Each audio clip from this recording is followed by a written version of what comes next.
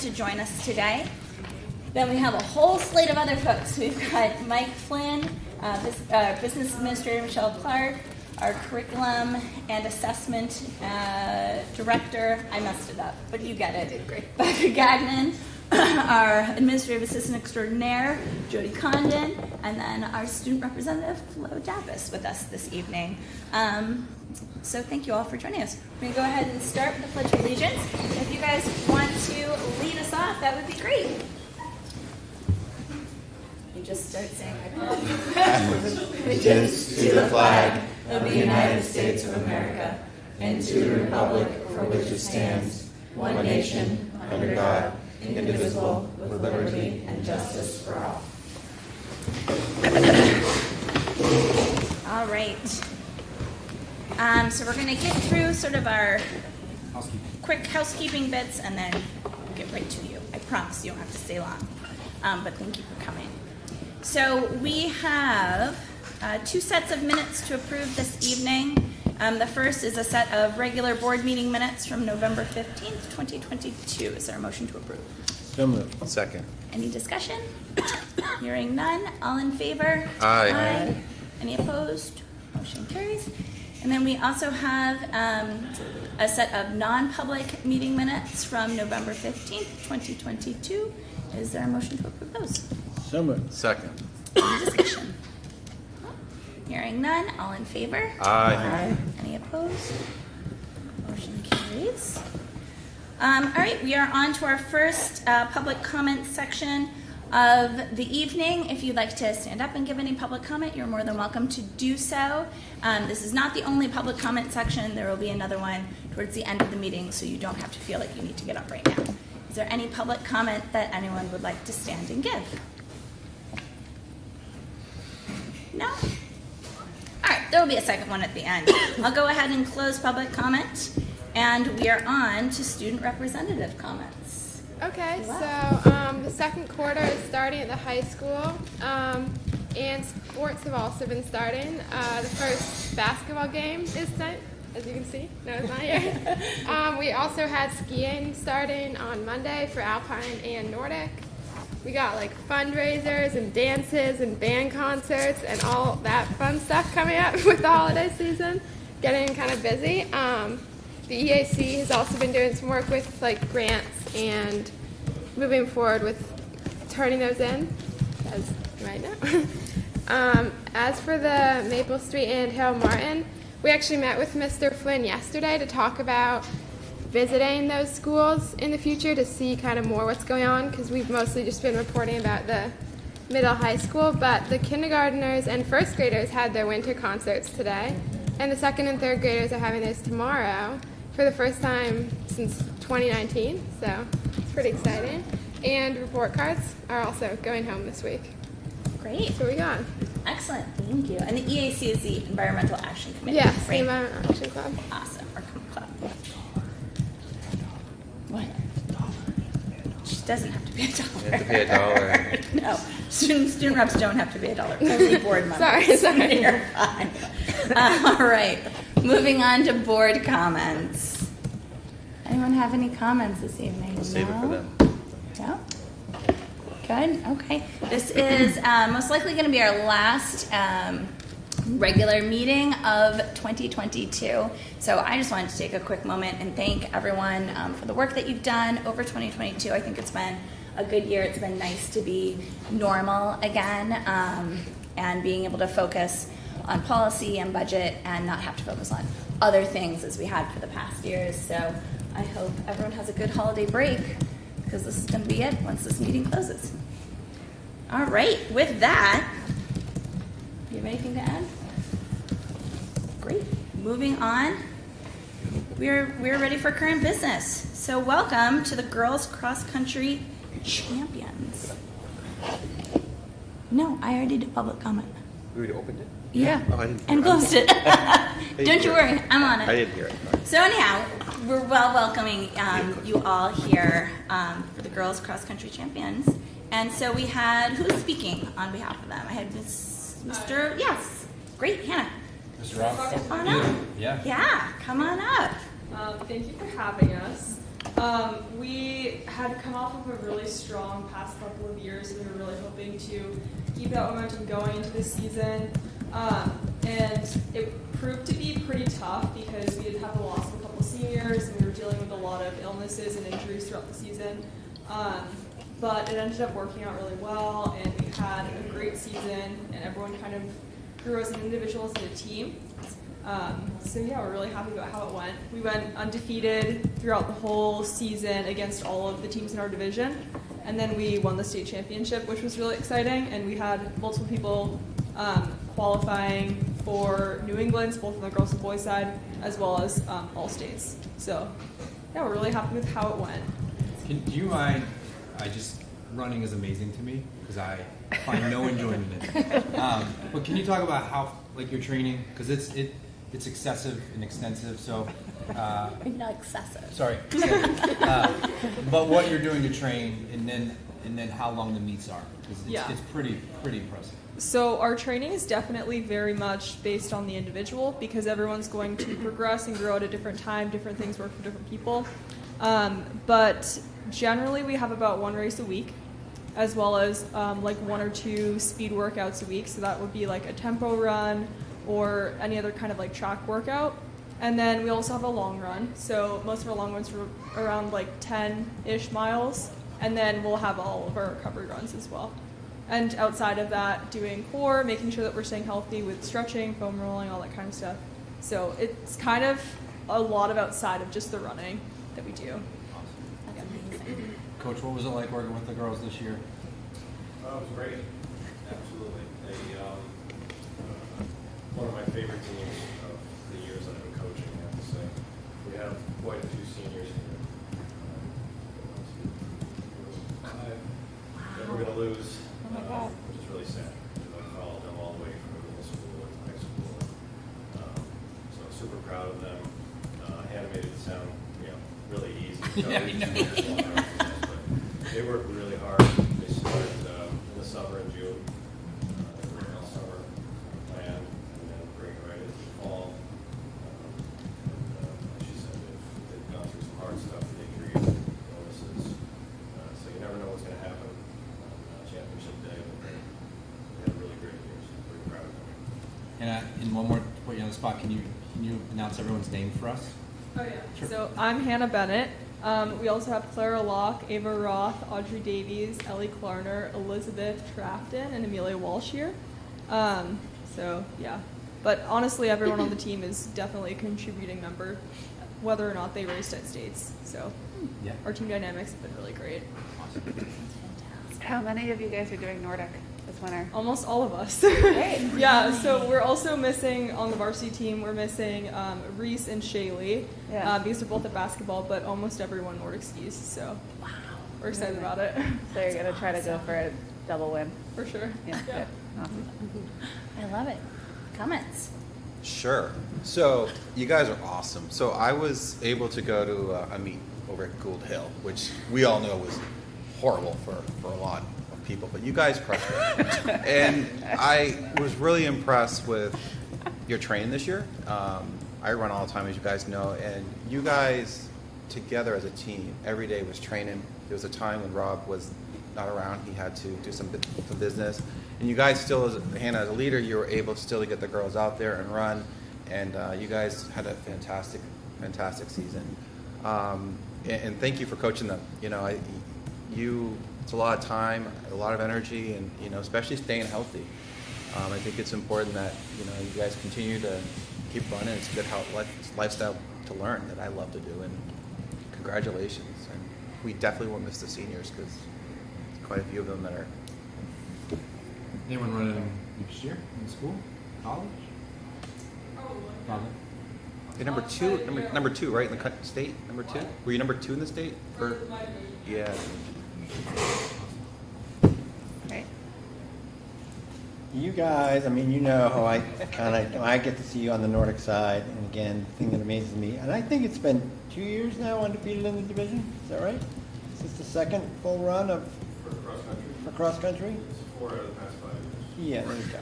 No big deal. So- It's fine. Again, casually saying. Yeah. So I think, what impresses me is not only the team dynamic, but the amount of just humility.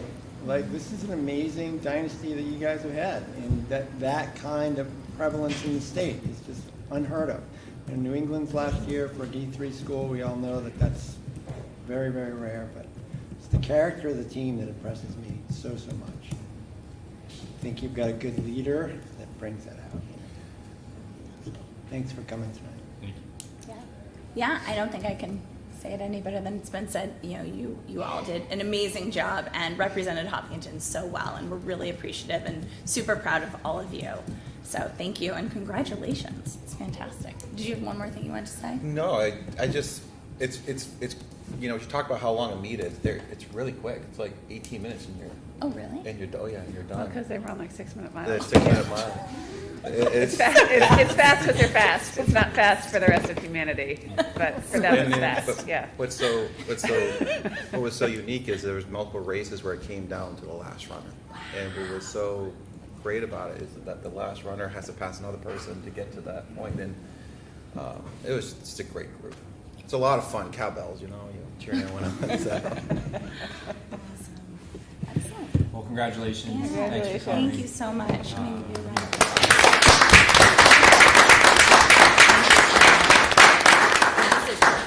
That's for the next one. So, Perfect. thanks, ladies. Thank you. Thank You you. don't have to Thank stay. you. Thank you. Good luck this winter. Thank you. Yeah, and You're gonna knock it getting out of the the ground park. to running on snow. Amazing. I know. Can we start winter biathlon? Don't run I mean, on I'm just snow. asking. I realize. Don't. not? Because then we can make a ski meister extra You category. skate on snow. You got to talk to Or someone that knows classic someone, on so. snow. But they would, Glide on they would snow. crush it. Charlene, yeah. Excellent. All right. Well, next up, Next up we are is having the robotics. best evening of celebrations and very cool stuff. So with robotics, we actually tried to do this at the end of last year, but everyone's schedule kept getting, I'll just say, not aligning. So here we are, taking the time, and Charlene's going to go ahead and introduce, and I believe we're getting a show too. Turn it over to, I'm Charlene Betts, I'm the coach for Osram, and I'm going to turn it over to our students to let them speak for me. Awesome. You got yourselves in the wrong order. Choose one. Or yours. Hey guys, so we are FRC Team 1922 Osram. We were established in 2006 by teachers at Hopkinton School and John Stark School. The Osram name is a combination of sponsor Osram Sylvania and a founding coach's fondness for the Wizard of Oz. We use the Wizard of Oz theme in aspects of team spirit, including images on t-shirts and banners and costumes at competitions. Awesome. The sponsors include Osram Sylvania, that's the name, Granite State Credit Union, and Hopkinton Rotary. Donations and community support are greatly appreciated. We are receiving the second year of a New Hampshire Department of Education STEM grant. Money will be used for updated tools, materials for robot fabrication, transportation, and hotels for those for overnight competitions, and registration fees not covered by the schools. We currently have 15 members, 7 returning and 8 new this fall. The students are guided by several mentors.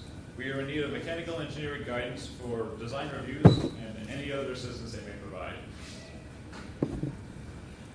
This is our robot, Tinman 16. Completed 3 events last spring. These were in Granite State, where we made it to quarterfinals and received the Creativity Reward. Greater Boston, where we made it to quarterfinals and received the Quality Reward. And New England District Championships, where we made it to quarterfinals and again received the Creativity Reward.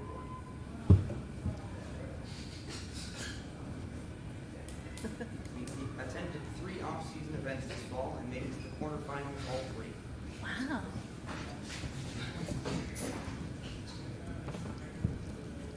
Our competition season kicks off in early January. We will have 8 weeks to strategize, design, CAD, fabricate, assemble, program, test, and practice with the new robot before our first competition. We will be attending the Granite State competition in Salem, NH, in early March, and the Greater Boston competition in Revere, MA, in late March. If we do well enough at those events, we will qualify to go to the New England District Championships in Springfield, MA, in early April, and potentially the first Worlds competition in Houston, late April. For more information, including the calendar. Oh, yeah,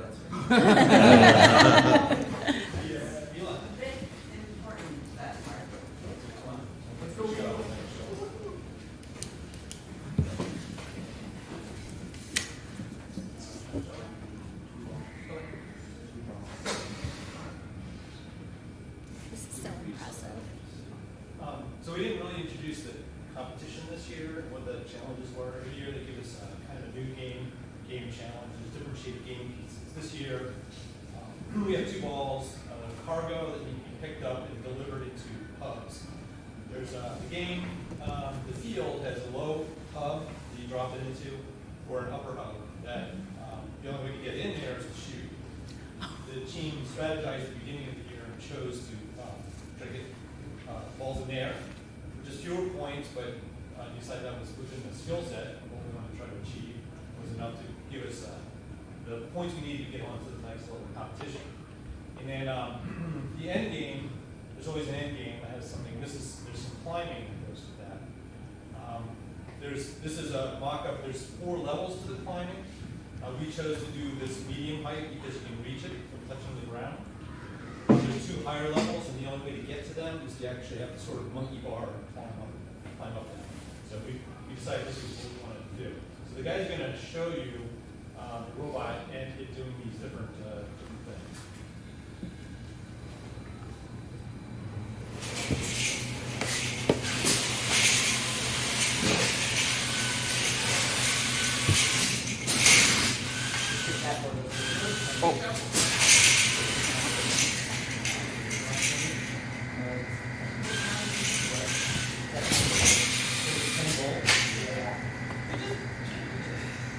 So the battery's a little tired. You can go in. It's a little tired. Yeah, we'll try to.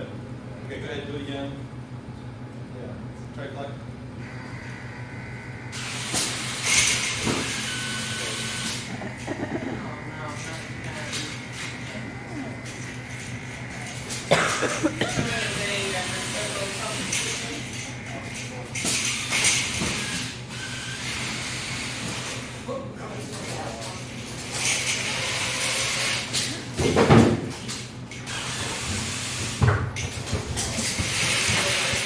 Battery's very tired right now.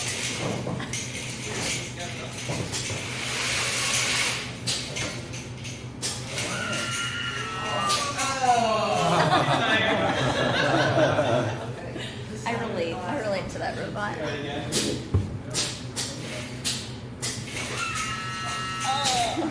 I think we can all relate. Oh, wait. Slide it out.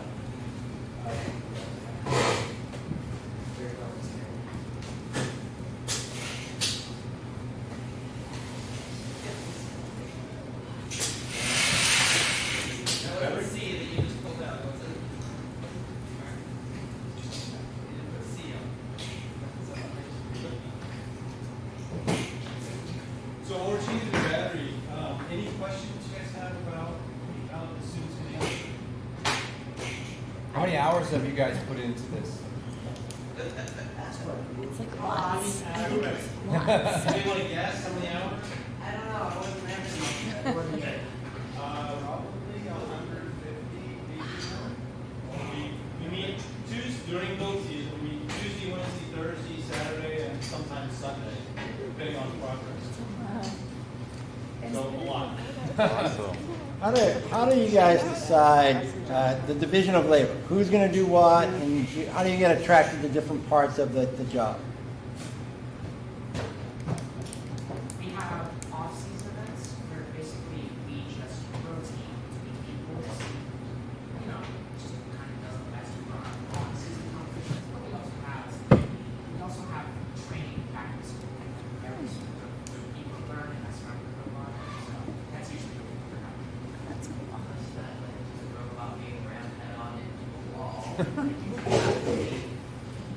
So what are the different? So you have someone coding, you have someone building, you have someone doing electric. What all goes into it? It's very impressive.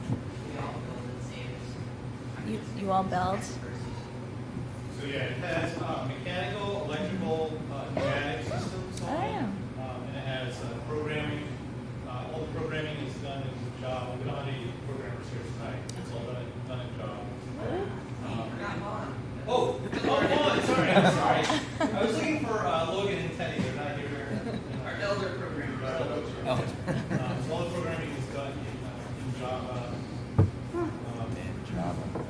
These, just point out, these cameras on here allow them to do vision, so they can find the ball on the field and then figure out how many degrees they need to turn and be able to go to it and pick it up. You set? And then one last thing, the match always starts with an autonomous period, which is 15 seconds, where these guys are teleoperating right now to control it. The autonomous robot operates completely on its own to deliver the cargo, possibly go pick up some other cargo in the field and deliver it. We do have an autonomous routine as well. So, okay, you guys ready? Yeah. Just do the climb.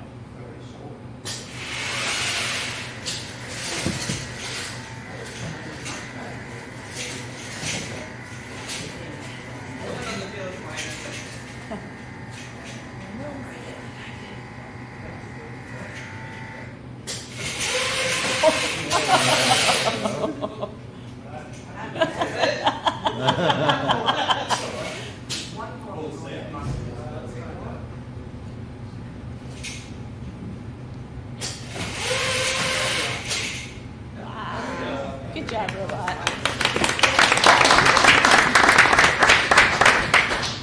That's really Part of cool. scoring these points, you have to go up, you have to stay up. You notice it's creeping down slightly right now because the parts that hold it in place are a little tired of climbing. Outstanding. This is amazing. Do you guys have any other? Does anybody have any more questions? I have one more question. I could ask a lot of questions. I find this fascinating. So you find out your game well in advance, then in January, is that when you're putting it all in action? Or in January you learn something completely different, a whole new problem, and then you have 8 weeks to solve it? We find out the game That's great. And in the field, it's like cooperative, right? It's not like you're trying to knock out other robots. Well, it's not battle bots. They call it cooperation. Right. So you run an Cooperation, alliance with 2 other bots Yeah. against another alliance who has 3 bots on it. So Yeah. you would have alliance members and you have competition members, but it's round robin. So Yeah. the people that are on your alliance during one match will be on the competition another match. So you never get to like really coordinate. Yeah, except for a match strategize. at a time. Amazing. Fantastic. What CAD software do you use? We use Fusion. Wonderful. How many teams are competing when you guys are at a meet? 36 to 40. 36. Wow. 36 to 40? Are you guys set by divisions, or is it just all you guys come together? It's open to whoever It's all- registers. Yeah. Okay, all right, We mostly compete against teams in New England okay. during the first 2 competitions, but teams from other areas of the country can travel and come to the competitions. They choose to do that with their funds. Oh, wow, okay. That's great. That's awesome. Thank you so much. Yeah. Any other questions? This is cool. What's your biggest challenge in terms of performing well? Is it technology? Like what is the biggest challenge for you? Everything.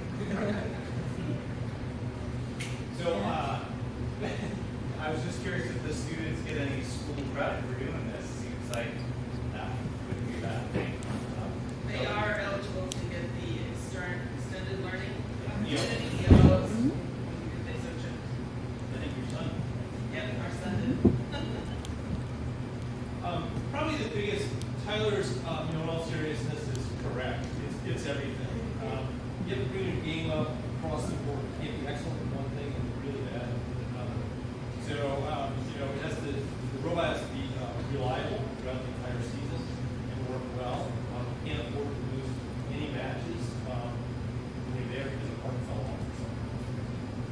then you have to have a good operating team, good drive team, and so on. There's a whole lot of stuff that goes into strategy. We can talk about that here, but how are we going to play the game? Alliance members, we get on the field, when you rotate, you make a strategy. Who's good at this? Who's good at that? What are you going to do? How are you going to compete and win? So there's a lot of stuff that goes into it. And so it takes, you have to bring the bar up evenly across the week. I'm bringing it up to the bar. The bar, yeah. Raise the bar. Fantastic. Well, I'm glad our schedules were able to coordinate. I know you have to be over there in about a half hour. Oh, gosh. Thanks for coming. We hope you see you at the end of this season, too. Was there a closing statement Sorry. Was there, yeah? needed to be made? Yeah. Yeah, that was just a question. Perfect. Oh, wait, did you want to tell another? Are we there? There's also on the website, which has for more information, it includes a calendar with the dates and times of meetings and events, as well as the team's contact info. And the website is osram1922.org. Perfect. Awesome. Well, Thank you. excellent. Well, thank you all so much for coming. Thanks, guys. This is fantastic.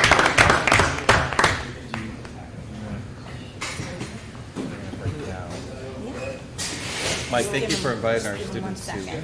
this evening. Thanks for coming. Thank you. These will be added to our display. Good. Well deserved. Hi, guys.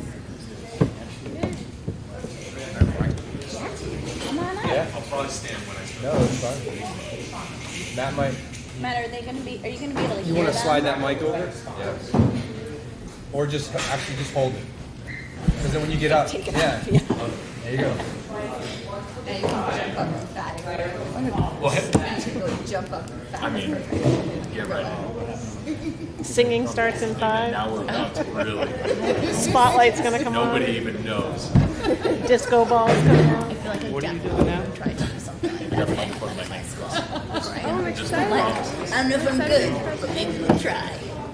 So fun. That's amazing. I'm jazzed. I want to do robots. I think it was All really right. fun. Yes. Really fun. Okay. Moving on.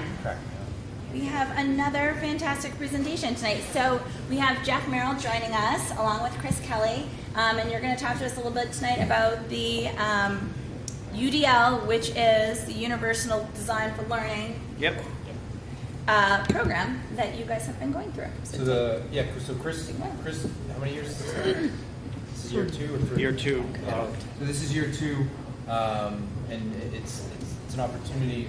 One of the things that we've been saying in our team is we're back. So they're continuing the work that they've been working on, but now it's getting a little bit more next level. So we wanted to report out to the board to give an update on what we're doing, why we're doing it, and kind of discuss maybe the possibility of what's next. So thanks for coming, guys. Yeah, thanks. So, and I just want to take the opportunity to thank Jeff for being here tonight. You know, after teaching all day and going to a school board, it's not in his DNA yet, but maybe someday as he continues to work towards his administration degree. And he's been a wonderful teacher leader within the building and working closely with Mr. Morrill and I to continue this initiative.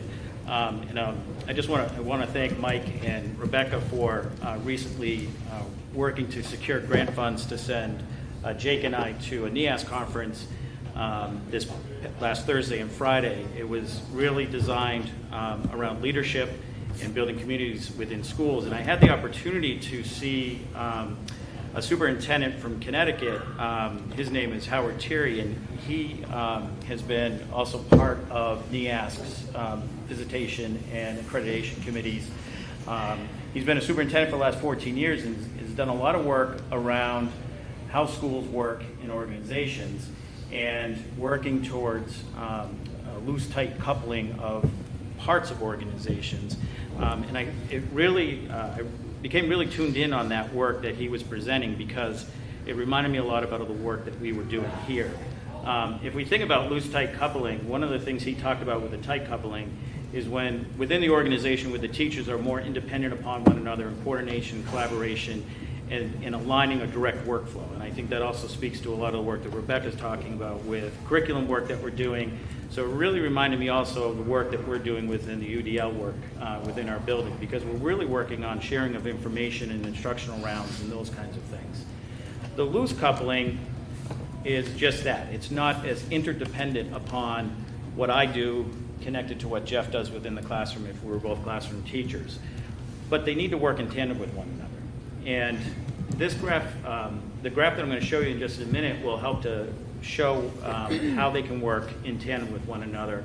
But he also talked about Richard Elmore. Richard Elmore recently passed away in 2021, but he was a professor at Harvard. And he's known for looking at learning frameworks and instructional rounds and the benefit of those within the school system. So as I learned more about this gentleman, I said, oh, instructional rounds, frameworks, UDL. These are things we're working on.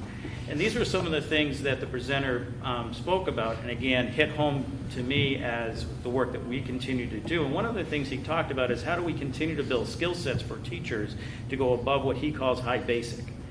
And I said, high basic. I'm like, you know, it took me a minute to kind of get my head wrapped around that.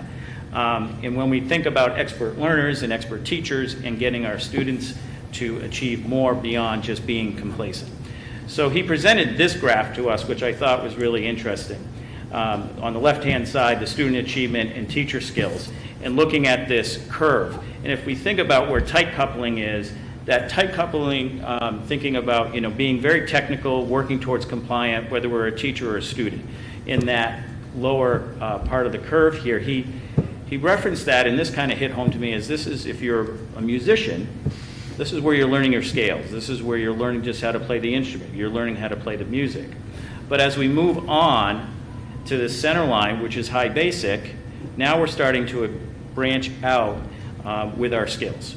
Maybe we're playing a little bit of jazz. Maybe we're playing a little bit more technical music.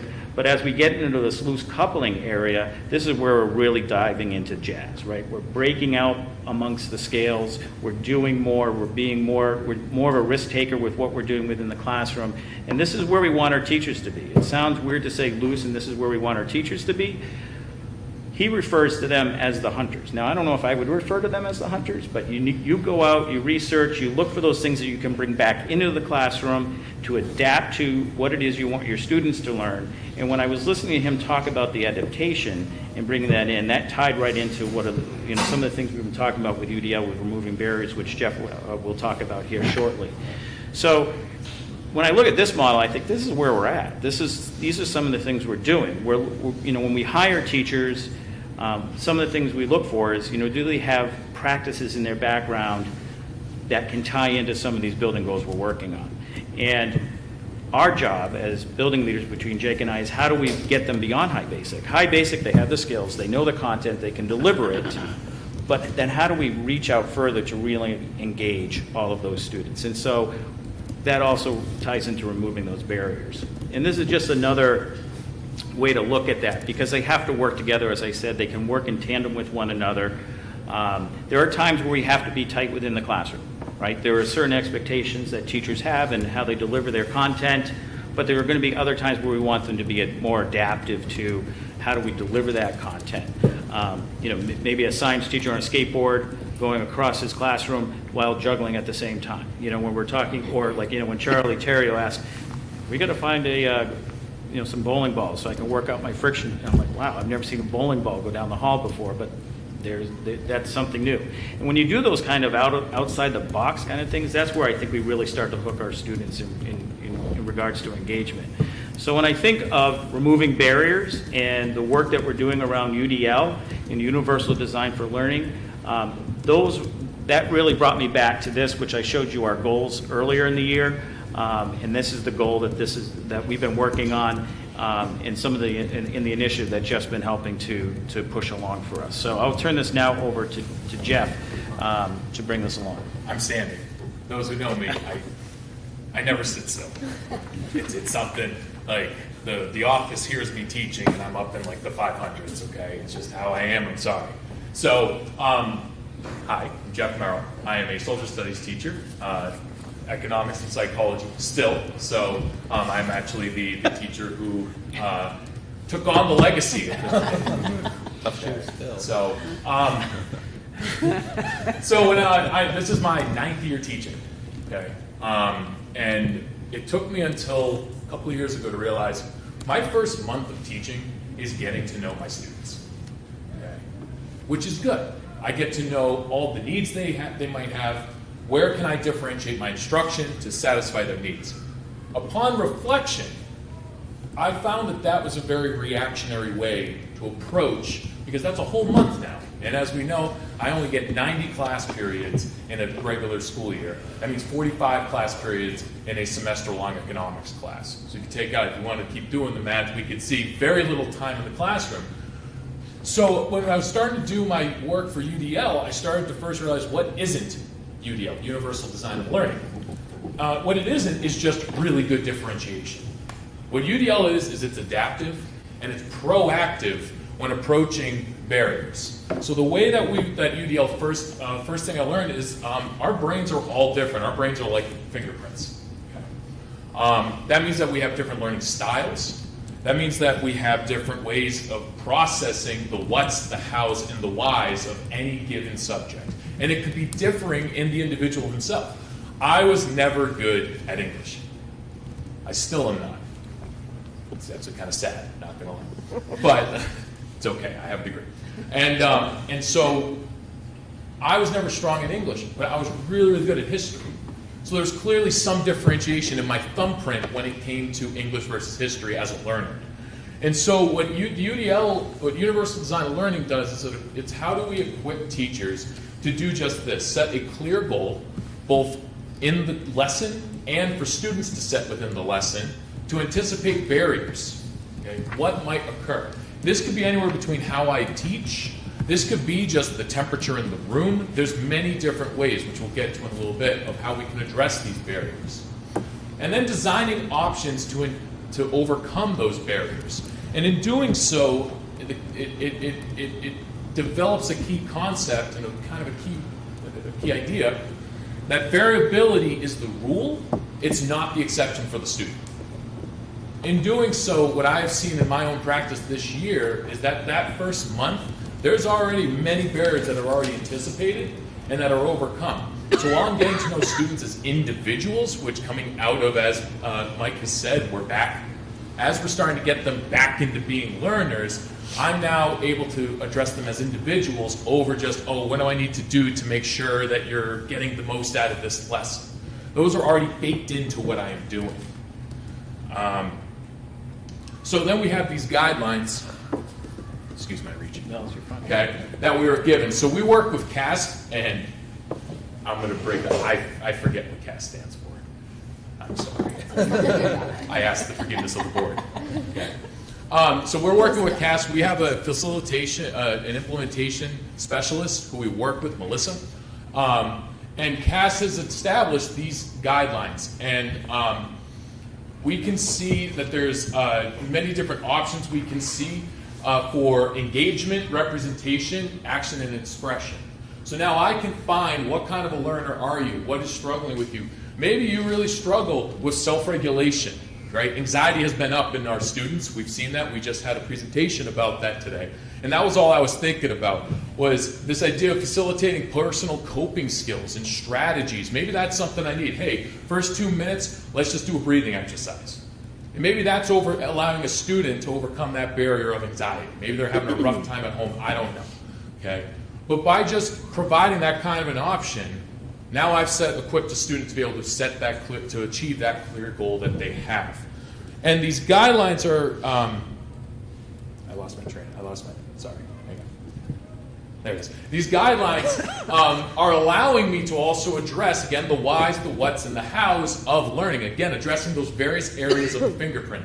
I like to think of it as when you get like this, I'm a big CSI fan. Okay, I am. I also have ADHD, if you can't tell. And I love CSI because it's like the partial thumbprint, and it's like, oh, what is it? UDL is allowing us to kind of fill in those gaps as much as we can, and it could be different for all of us. Okay, but at the end of the day, the goal of UDL is to become expert learners. So this is one last graph. This is kind of the why I'm doing what I'm doing. To what Chris was saying, high basic, I like to think that I'm there. I hope I'm there. And I like to think my students are there. In fact, I think Hopkinton does a really good job. We are definitely in high basic. we have really good students in Hopkinton. It is honestly, and I'm not just saying this, it's a privilege to be able to teach the students that I have. I've won the lottery as a teacher. I tell the students that every single day. We have excellent students, but do we have expert learners? And that's the question that I've been having. Okay? Expert learners who are purposeful and motivated, expert learners who are resourceful and knowledgeable, and who are strategic and goal-oriented. At the end of the day, what we're trying to do here at Hopkinton is set them up past the 12 plus years that we have them here. This is from my work in UDL, we can do it. It's establishing students to be expert learners.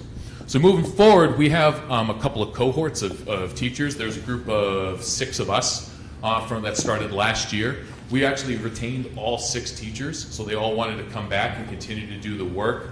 We're doing work such as we're reassessing and looking at like work habits and seeing is there a way we can start to implement more of this language into our work habits. Not to overstep.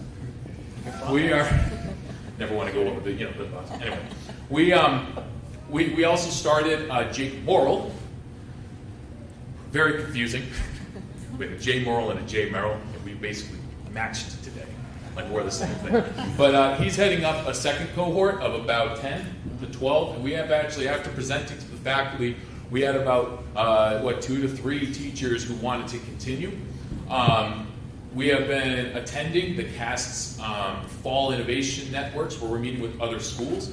I actually learned, so I live in Pittsfield, and Pittsfield does this. They're part of that New Hampshire Innovation Network. And so they said, hey, if you ever have a snow day and we don't, come on over. And so we are starting to branch out. We've been reached out by a middle school who has wanted to, in Merrimack, who's wanted to kind of collaborate with us. So now it's becoming more of a statewide we want to be a hub school for schools to be able to come in and see what we're doing. We're participating, to Chris's point, in instructional rounds where we're going in for 5-10 minutes, seeing what's going on, recording objective data, meeting later, organizing that data in these kind of buckets, if you will, and trying to see what can we do. Last year, we found that engagement is where we needed to focus, and so we've really been honing in on how can we provide options to improve engagement in our classrooms. We've had some teachers present to the faculty of how just to start a lesson and what barriers approach when we start a lesson. And we're really under this guise of UDL +1. What is one thing you can do in the classroom to provide options in order to overcome the barriers when it comes to the goals of the lesson?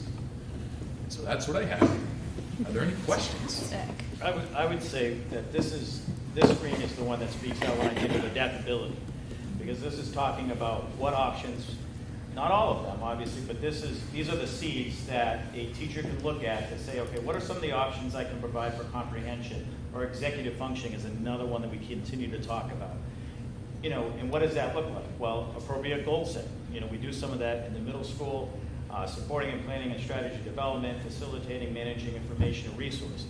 Now, how does that tie back into what I was showing before? It's helping teacher leaders like Jeff and other teacher leaders, to been able to own this for themselves. And when we had Sally Olson present to the faculty in November, that's what Jeff was referring to, is that we had some staff who then wanted to participate further. We also had Melissa Sanchez from CAS come in and do a workshop with us in the fall. I have a meeting with her tomorrow? Yeah, tomorrow, to talk about some professional development opportunities in the spring. Jeff and I met this afternoon to start talking about the spring cohorts going out and getting additional professional development. It's giving them that opportunity, carving out that time, because if I can't carve out that time, this doesn't continue to grow. It doesn't allow our teachers to take ownership. One of the things that Sally and Jeff alluded to was taking the expert learners on the bottom here that you see, being purposeful and motivated, resourceful and knowledgeable, and goal-directed, and how do we rework that to almost replace our work habits, and how do we report out on that? So those are going to be some of the things we're going to continue to work on, because I think it gives us a better vocabulary to say this is what our students are able to do and what they know, and then how do we work that into this? Some work that is going to also have to happen is how does it work that into the vision of a learner or a coach will. So trying to do some vertical and some horizontal work within our building itself, on top of everything. So I just want to thank Jeff and the members of the cohorts, because it's important work and it's exciting to listen to them talk. They're asking me, when can we do the instruction? And that's where I come in. How do we carve out time? How do I work with Warren to make sure we can do the sub-coverage? Because I think it's just it's actually an enriching PD if you think about it, where they can go in and share with their colleagues. You know, a math teacher going into social studies, or a math teacher going into a world language classroom. There's a lot of value in it. And we have staff members who enjoy that and take it seriously and learn quite a bit. Great. Excellent. Questions? Go. I have 2 questions. This is awesome. I love hearing that this is obviously being threaded through professional development. Does this also get tied into like faculty mentorship?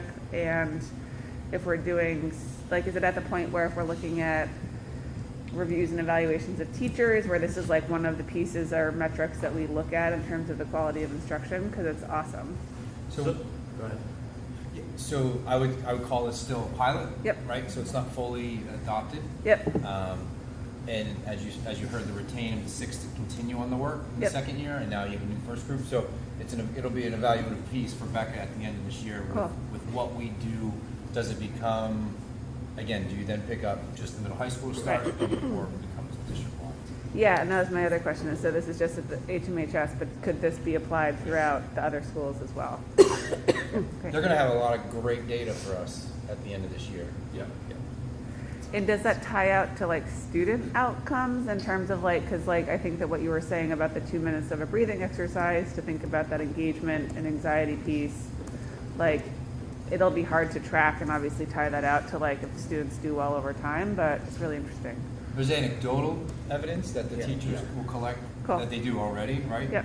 Dipsticking or that, but they'll have actual achievement data too from what they had done previously to a UDL lesson, so to speak. Yeah. I can say that for me, like, I think of my class as like thirds, and that middle third is always, I've always found as like the overlooked one. Yep. And I'm finding that third over the course of the past 2 years has kind of been split, and I'm starting to see that third in my classroom anecdotally coming back and kind of getting back there. I'm seeing students who are those typical 75 to C+ students maybe don't participate, and the work that they're doing, the quality of their work is improving, and I think it's because of the options that we're trying to provide. Great. them. And that's that other side of that graph, right? Yeah, totally. Because, if we think about adaptability, it's the teacher adapting to the students. Yeah. Rather than, years ago, we may have said the students need to adapt to Right. the way the teachers deliver the information. But the students' brains are different today than they were, Rob, than you and I first started working at 18 years ago. How many? A little bit, a little bit. Oh.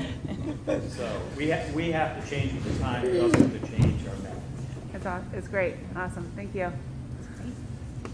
So your energy, if you're like this in a classroom, is awesome. You're like, I guarantee you, the kids must be loving how you're educating I them. force them to. Yeah.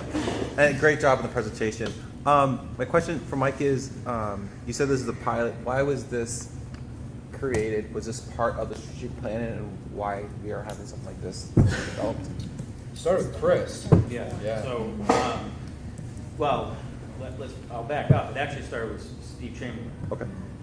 UDL was starting to come into the state a little bit more and offering some training. It just wasn't as organized. Yeah.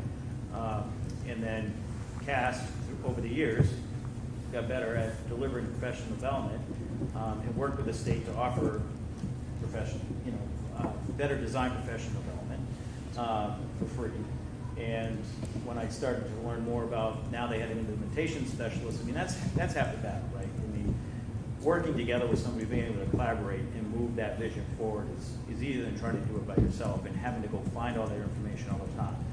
But the resources, that was all there. So it's been a lot of work, but it's been easier to access this information. And then building a second cohort, and as we continue to hire new staff, those will be things we're looking for. Is how do you adapt your lessons, right? And so it will also drive our questioning when looking for new staff.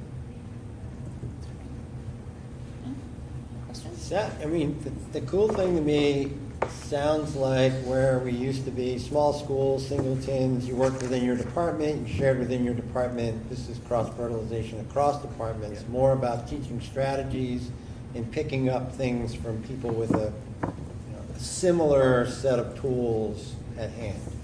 So, I think you and I were talking the other day, when you pick up one extra thing, it's amazing how much that can change a class. So when you've got from math to science to language arts to social studies to art, music, I think it's overlooked that teachers' brains are just as different as students' brains. Yeah. So how one of my colleagues approaches my lesson is completely different how I approach my lesson. So if they come in, they might see something that I've never thought about, or just that inherent bias of like, it's my lesson, it must be perfect, which it is. But they, that's been the benefit to your point, is like it's been cross curricular, great momentum. That's great. Great. Yeah, I mean, what strikes me is, as a district, what we really want to do is create fully formed humans who can go out and be successful in the world. And this seems, an expert learner is not just something you need until you're 18. It's something you really need until you're at the other end of your life, till you're done. And so I really appreciate not only that kids and teachers get to practice these skills, or get to learn these skills, but they get to practice them for years so that when they are launched, hopefully it's a successful one. So, Yeah, I have a few questions. When you say you want kids to be expert learners, what do you mean by that? Because I feel like kids think oh, I get A's, I'm an expert learner or something. Or I can teach myself this lesson, so I'm an expert learner. Well, Flo, you see, an expert learner is someone who's first, but no. So it's the idea of you excel in the classroom. What happens when that? That's a good question. The way I would describe it is being able to take the skills that you learn in one particular area and transfer them to another area, right? So, my thought has changed. When I first started teaching, I was about content. Like, how am I going to get through my curriculum? And I've become more about the skills, right? Because we don't know what jobs we're trying to prepare our students for in the future. We do, some, but not all. And so, how are we purposeful in developing our lessons so that you can be purposeful in applying those skills in another subject area or to something that you have never done before? So, if we think about the research skills you may learn in your English class, how does that now apply to research skills in science? And being able to apply those in different areas. So, being an expert learner, but then being able to apply those skills in different areas. To the point, I had antidote. I had a student I teach in economics, scarcity. Okay, do you know what scarcity is like? You learn, don't you worry. So that idea we have unlimited wants and needs, limited resources, and I had a student. I do an activity. It's like an artifact assignment. Just find an example of that in the world. Don't care what it is. It could be an article. You can write about it. I had a student just tell me, "This is how I plan out my day." And I had a 24-hour day. This is how I do it. And this is where I struggle. This is where I excel. I have all this time that you're applying now. Instead of just knowing the definition of scarcity, you are now applying it to the world. And that critical thinking skill you practice every single block of your day. Day one, day two, you do it in your to Mr. Kelly's point, in English, you do it in social studies, you do it everywhere. And so how can we continue to make sure and find that through line through your schedule of the skill that you're practicing? And how do you measure it? Because I know your teachers and you like getting test scores and stuff, but you're talking about all these soft skills. You can't really. I just flip a coin. No, what I do is and that's something we're continuing to work on, is how do we best assess that soft skill of expert learning, right? So for me right now, it's just gathering evidence, right? What evidence do I have? And I'm also on the reporting committee, and so I'm trying to find more of that competency approach. Not to start something else, I can be here all night. Careful. But yes, I know. So for me, it's that, right? How can I find effective evidence of these skills in almost your student portfolio of my class? Yeah, because I feel like it's hard when you're teaching us all these different ways to use skills in different classes, and obviously they probably will reflect in test scores if we're like transferring knowledge. But sometimes I feel like kids could just be like, well, you're teaching us all this stuff, and what's the point if it's not going to be in our grades or anything? So I've always thought of it, we all learn how to drive a car. I'm from Massachusetts, so not so much. But we all know how to drive a car, right? Now, I drive a Hyundai Elantra. Mr. Caliano drives a Jeep, right?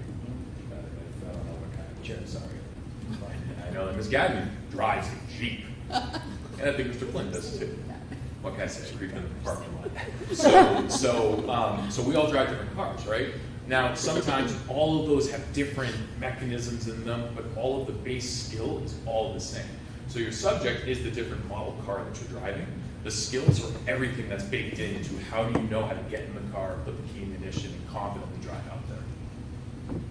So you say, like, why does this all matter? Think of it that way. She can't drive yet, so. I know. I just thought about that talking to a sophomore about halfway through that analogy. So it sounds like you guys are gathering both qualitative data as well as quantitative data. So you're both looking at kind of the lived experience of students and what they're reporting back to you, as well as the scores on tests or other assessments, and kind of bringing those two things together. Is that a goal of this thing to like raise test scores? No. Yeah, because The test goal- scores is being a good student. Increased scores should be the result, but that's implementation. So the goal for us is to, how do we get to being able to support expert learners? And we have a reporting committee too that's also working on how do we assess students in the classroom, what do those competencies look like, and then how do we assess those competencies. So there's a couple different lanes that we're working out of right now, and this is just one of those lanes. With student feedback, one thing that we actually learned, we're part of, me, Jake, and Chris are doing this unit implementation academy with CAS, and some of the things they're asking us, how do we continue to implement it, and one of the things was, how do we implement the vision? And instructional rounds are kind of the core of what we're doing, but one option that they provide for us is student focus groups, and talking to them about where do you see your barriers, what are barriers, and that kind of thing. And so we really do want to make this not just grassroots on the faculty. I wasn't forced to do this. I was asked to do it, and now this is basically all I do. And so we're hoping the same we can do then, just as Chris has done for me, I can now do for the students, and give them some chance to give feedback and reflect. The use of appropriate use of rubrics, right? So the appropriate use of rubrics to be able to identify what it is the teacher is looking for in a particular assignment helps to assess those students. Fantastic. Great. Do a little bit. Those are good questions. Flo can follow up with you if she has more questions as well. But thank you. She'll find me in the morning. It's good. It's great. Thank you both very much for coming. Are there any Thank other? you very much. No, No, we're thank you. good? Great job. Yeah, Thank you. thank you. It's very interesting. And we'll come, and as I told them, we'll come back as we Yeah. progress and what our Yep. next steps are. Another part of UDL is actually the learning environment. So this is something that Mr. Rizicki and Chris and Jeff have all talked about with furniture, flexible seating rather than what we currently have. So it's something that we've been talking about, adding that pilot of furniture to a room, see if there's success. Great. All right. Excellent. All right, moving on. We're going to probably move a little faster now. Okay. So, school calendar. So I just don't think there's a lot to talk about. in your board notes, I'm trying a new thing, so tell me how it goes tonight. I've tried to link all the documents to the board notes. Dug it. Really liked So it. instead of saying check the board folder, I'm just directing you to the link. Dig it. Okay, Great. so on the link, you'll see the second draft of the calendar. We had to wait for the state of New Hampshire to make their recommendations on vacation weeks, which was hysterical because Jody came out the next morning. So now you'll see locked in February break, April break. Still a floating day out there in regards to the presidential primary. And then Becca solicited feedback from HEA. And you'll see a change in summer school, going with the same model we did this year with 4 days a week, 3 weeks, rather than 3 days, 4 weeks. And then another change that we are going to try out through what we've experienced this year is, believe it or not, we're going to move the new staff orientation day. We're going to move that to the end of the week rather than the beginning of the week. Interesting. We found that we're just going to try something. Great, We're gonna see great. how it goes. I think I'm going to leave it at that on some of the feedback. So with that, I would look for a motion to approve. We're going to have to come back once the primary is set, but this will at least put it up on the website and get it out. Jeff. Can I ask a really quick question? So there's one wonky day, and you guys probably talked about this at the last meeting, where it's like grades 7 and 8 are out of school one day, and then it's flopped. Yeah, so that actually goes to, we didn't talk about it, thank you for asking the question. The wonkiness goes with ending school on the same day. So contractually, we'll work on that. HE is aware of it. Contractually, we'll work that out through the next negotiation. But in order to make it happen, You have to pull. we need another day for the Maple Street and Harold Martin. So really, middle school will be the only, 6th and 7th will be the only ones in that day. That's wild. This year, we're kind of rolling the dice on a snow day, Something. banking. Yeah. So this way we'll solidify it.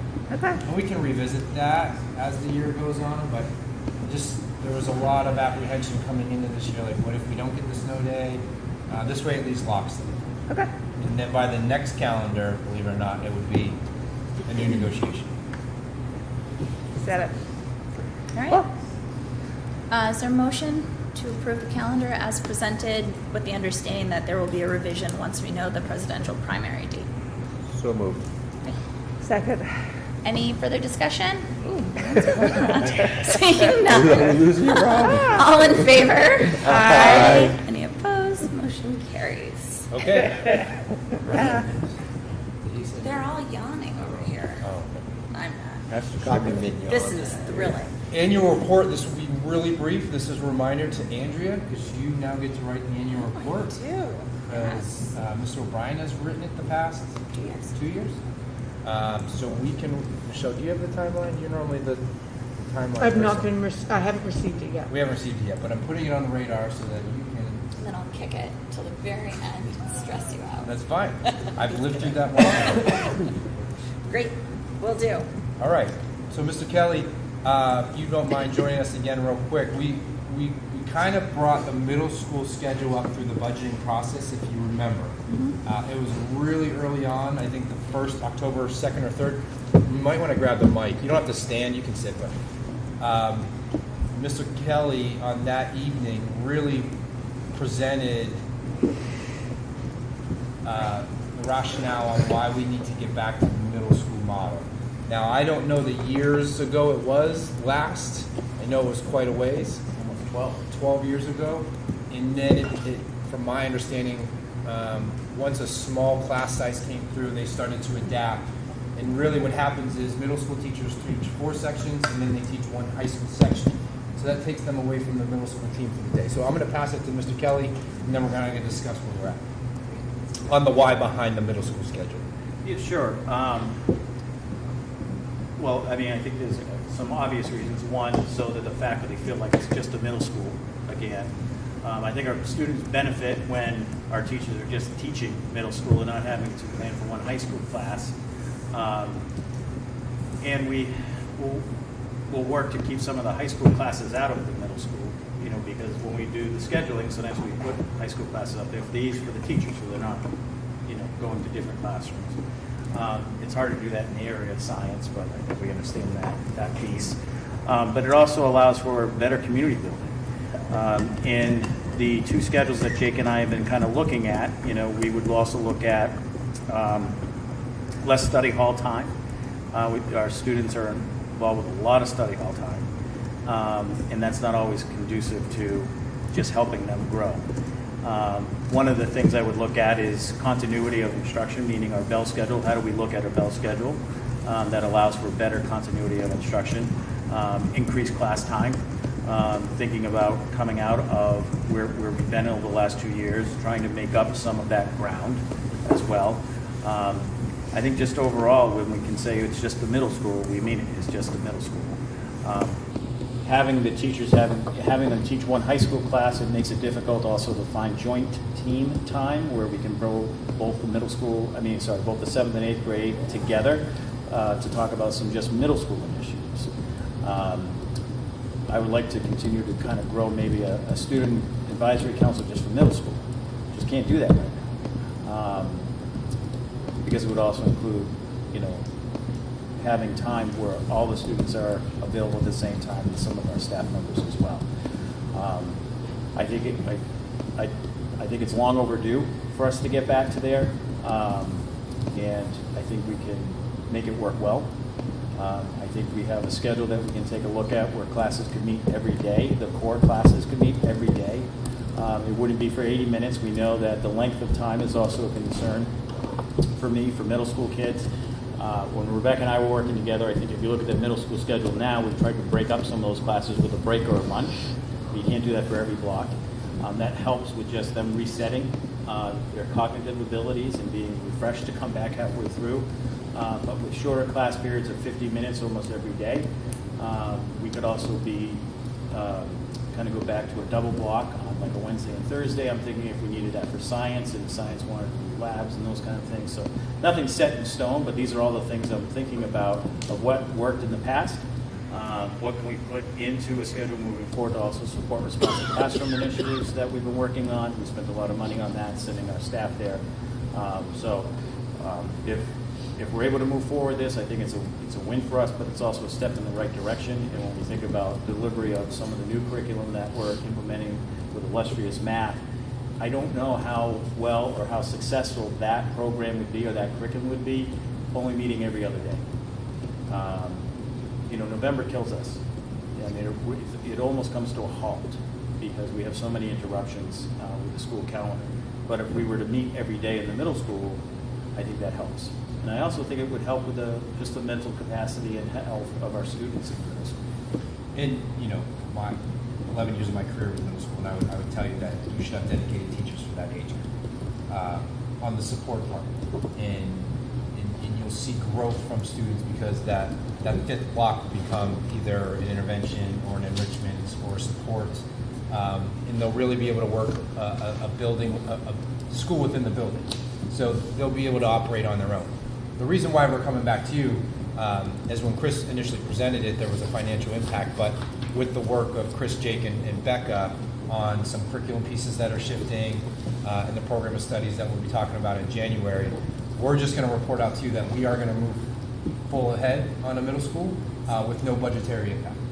And so Chris got into, I'll call it the weeds, which we're not there yet. So after tonight, as I told him, after we go live, that's when the team really gets to work on what the schedule could look like, because he had a structured versus unstructured.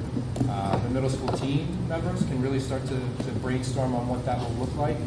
And then it also impacts our program of studies. So the alignment with what Becca has been working on with Chris and Jake, and really the department heads, they've done a great job of starting to rethink what we offer, how we offer it, when we offer it. So it's kind of all starting to fall into place here. But we were excited as once we said no financial impact that it was really starting to take shape because we really had to rethink what we do operationally, and we think we're in a good spot for it. Are the teachers pumped? Yeah. I couldn't hear you. Are Sorry. the teachers pumped? They know that there's been a proposal put forward, and they're excited about the possibility that we would have the opportunity to go back to a full middle school. So I would say that as soon as it becomes official, yes. Great. They would be extremely pumped. Yeah. I think right now they're on like one, maybe we'll get two of those once it's awesome. Yeah, because they think they've heard it before and it's never come to fruition. Yeah, cool. So this is, it's not a board decision. We're here to inform you of, this is what we're doing. And we will update you probably in February or March of what that schedule is looking like and how it's shaping up and what to expect. Because we're going to start informing the transitional students, right? The 6th graders that are coming up, and the 7th graders, what next year will look different to them. So what it'll look like for those families. So. Great. Very good. Well, I'm very excited. I'm a really big supporter of a true middle school model, and I'm so happy that after 12 years we were able to move back to this because I think it it only benefits both our teachers and staff and our students. And I'm really excited for it. And I'm really excited that there's no budgetary impact. That's like icing on the cake. But, you know, I really commend you guys for the work that you did in making this happen. I know that, you know, you've presented it as like a fairly easy thing, but I know that behind the scenes there's a lot of work that went into this. And I really appreciate you making this happen. So thank you. I have a question. Yes, please. Not to be like selfish, but I've heard the benefits for staff and middle schoolers, but what about high schoolers? Well, this is just middle school. Okay. So the high school, it doesn't change. Nothing's going to change in the high It school. would change because we don't have like 7 of our teachers. No, Teaching so block? you're thinking, so this, I'm gonna. No, you don't. Yeah, you don't lose teachers. Yeah, But they're not teaching high school. I know, so you're getting into the next level. I'm trying to redirect you. Our program of studies, and we're going to talk about that. There will be an impact. We're going to talk about that in January once they flesh it out a little bit Okay. more. Yeah, but there will still be, I'm sure, a benefit to high schoolers. Yeah. Okay. But I think it can be both and. When we propose the program of studies, you'll be I think you'll be a little clearer. Yeah. Okay. You know, without getting into the program of studies piece, you know, there's going to be a help to the high school because we don't have the crossover teachers, which impacts scheduling, which impacts, you know, exam periods, all of those complications with having people with feet in 2 places. So hopefully that smooths things out on the high school side of life as well. Yeah, we won't have to look for covering, you know, middle school teachers' classes if they have to administer an exam. You know, that's just one of those. And we'll present more of the details later, Flo. I'm not answering, but we're not there yet. Okay. Okay. I look forward to it. All right. Her questions are great. Well, I hung out with her for I an hour love and a it. half yesterday. And Becca, I'm just going to say this is just another star for you, you know, in your position that you continue to implement things that are going to help improve our district and our students. So thank you. Well, this was a team one. This was one we all agreed was a Chris gets priority the and star something too. we wanted to make You all happen. get a So star. it was nice. I also, It's a team. another question. Have you talked with middle school students about this? No, I haven't had any discussions with middle schools. Anecdotally, I have talked to a middle school student who lives in my house, and they have said specifically the having class every day would be really beneficial because that every other day is, I mean, you live through it, but it can be really tricky, Yeah. especially for some students. So. Yeah, I don't know. I think it would be good to see what they think because I could see arguments for both every day and every other day. I think in high school I like having every other day. I don't know. I would have to think about it. And you for would middle still school. get to have every other day, but Yeah. you get 2 years to prepare for that you don't right now. Yeah. Instead of jumping right into it. And So, remind me, in 6th grade, do they have Every their day. blocks every day? every day. Yep. Okay. Yeah. So it'll be because 6 through 8 is usually in Because I middle remember school. when I was so in that's a 6th true grade, middle we had school. like green days and white days. Yeah. they We don't. would switch off. And we're actually, I love you, Flo. We're actually looking at this schedule at this building too. So For like there's going to be trickle down effects. Oh, okay. So it'll be a true middle school model. Working on it. See, I'm the 6th board member. 6th board member. Fantastic. You gotta be careful. Your name will end up on a ballot. It was. Yeah. Your name will end up on a ballot. They're going to vote you in Yeah. permanently. You're elected, yeah. So we'll be back in January with program of studies, and then we'll be back around March with probably an update and give everyone a heads up of what's coming. Excellent. All right. Moving on. All right. Good. Yes, sir. Thank you very much. Congratulations. Thank you. on your middle I school. appreciate it. Thank you. Mr. Rizicki.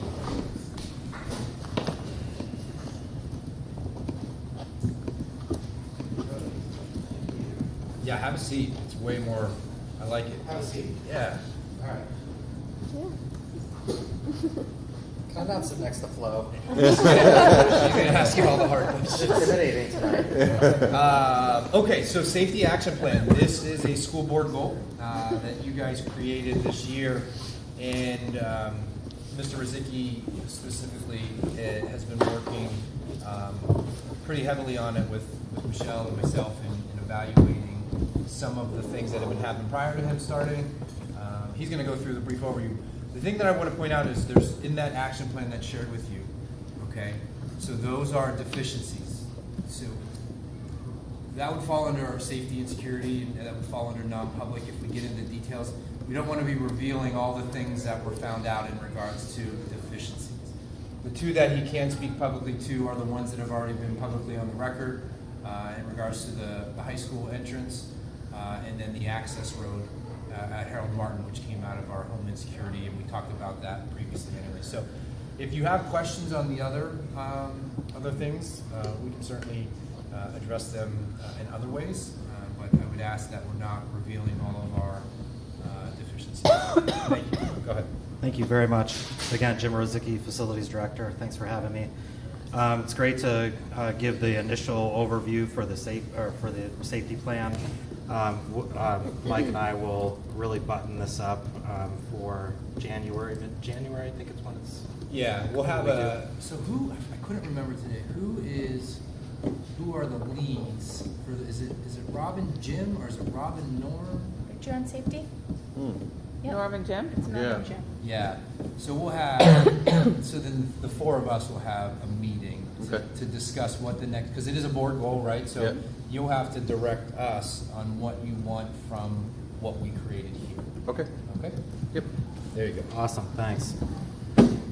Just want to start off first on the topic of safety. Super Jazz, we received a grant award for a little bit over $105,000 for keying of the district and additional access control for the school. So very happy about that. And yeah, good deal. Also, just a quick update on Homeland Security that Mike alluded to. Last week we finished all 3 schools. There were 2 the week prior, and last week was Harold Martin. Again, a couple things that came out of that was, and first and foremost, he was very impressed with what we've done so far. He was impressed with the principals and their EOP. We spent a good hour and a quarter going through that line by line. The principals were spot on. They had answers for every questions. So just a casual conversation after that. I'm like, well, so what do you think? And he's like, no, you guys have your act together. So I want to give that and a plug for not only Mr. Kelly, but 3 new principals, including Jake Morrow, that wrote these and spent a lot of time in them. It's amazing group, so I want to plug them as well. So they did great. So I just wanted to, again, I'll try to be brief, but basically the collection of items here and suggestions were really from 5 different sources. First and foremost, principals were engaged.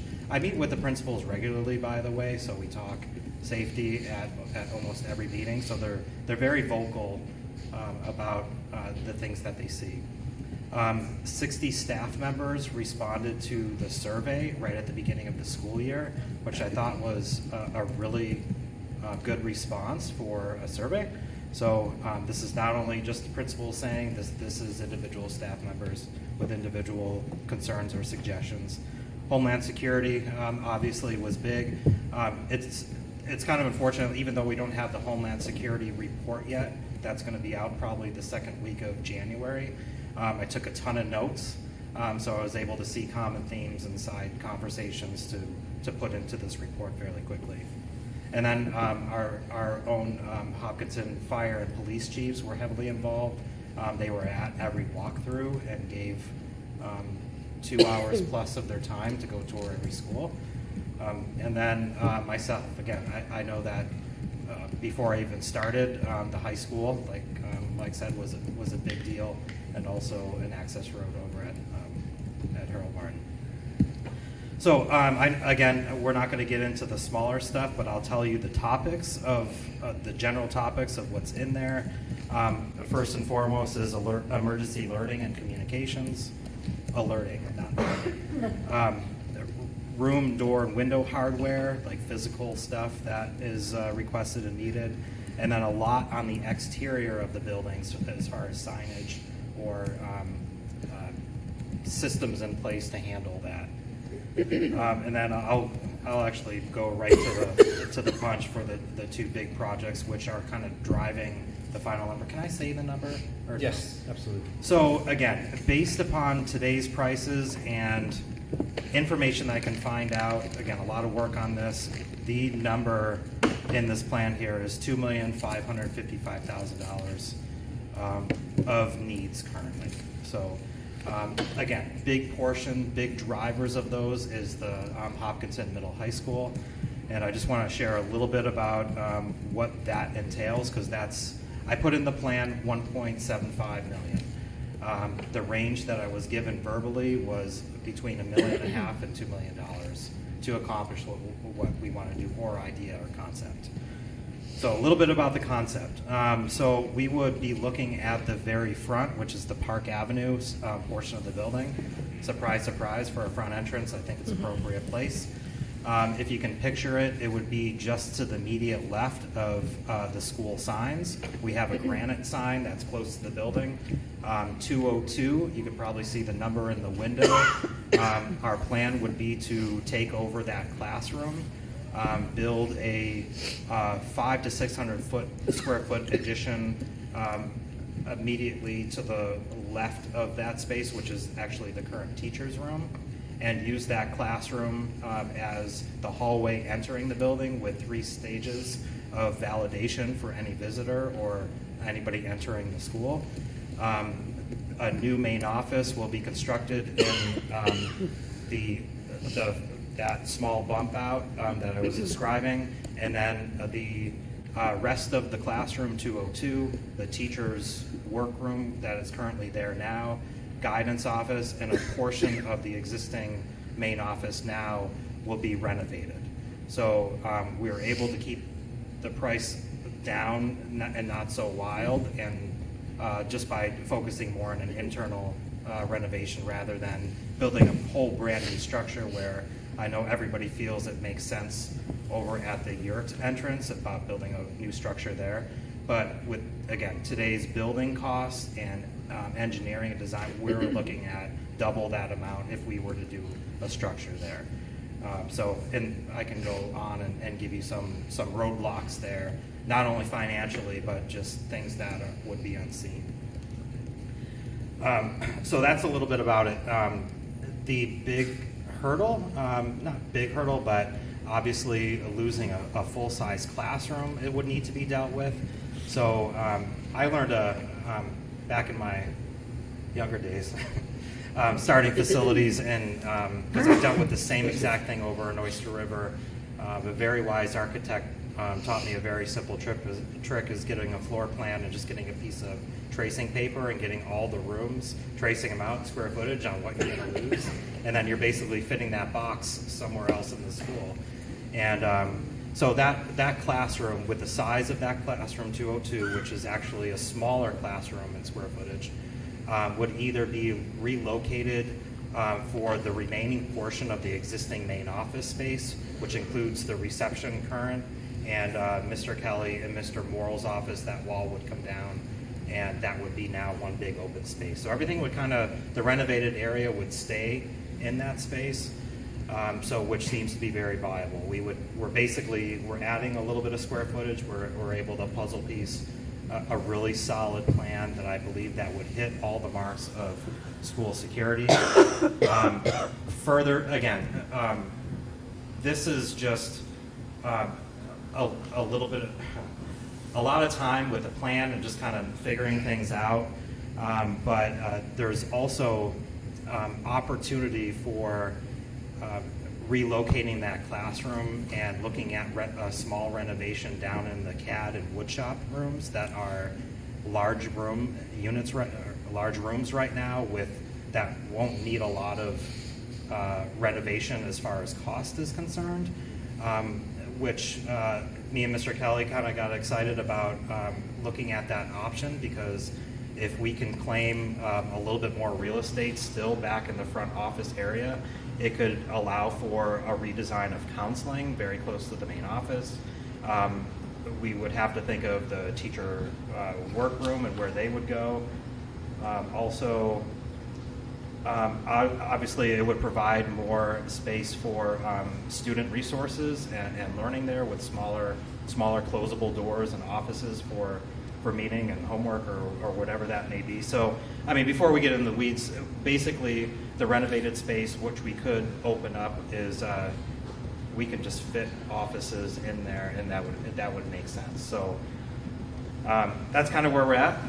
I just want to let you know that these numbers that were presented to me, and I'm going to speak pretty personally. I asked Andre Klertz, he owns Bowen Corporation. He built the new Oyster River Middle School.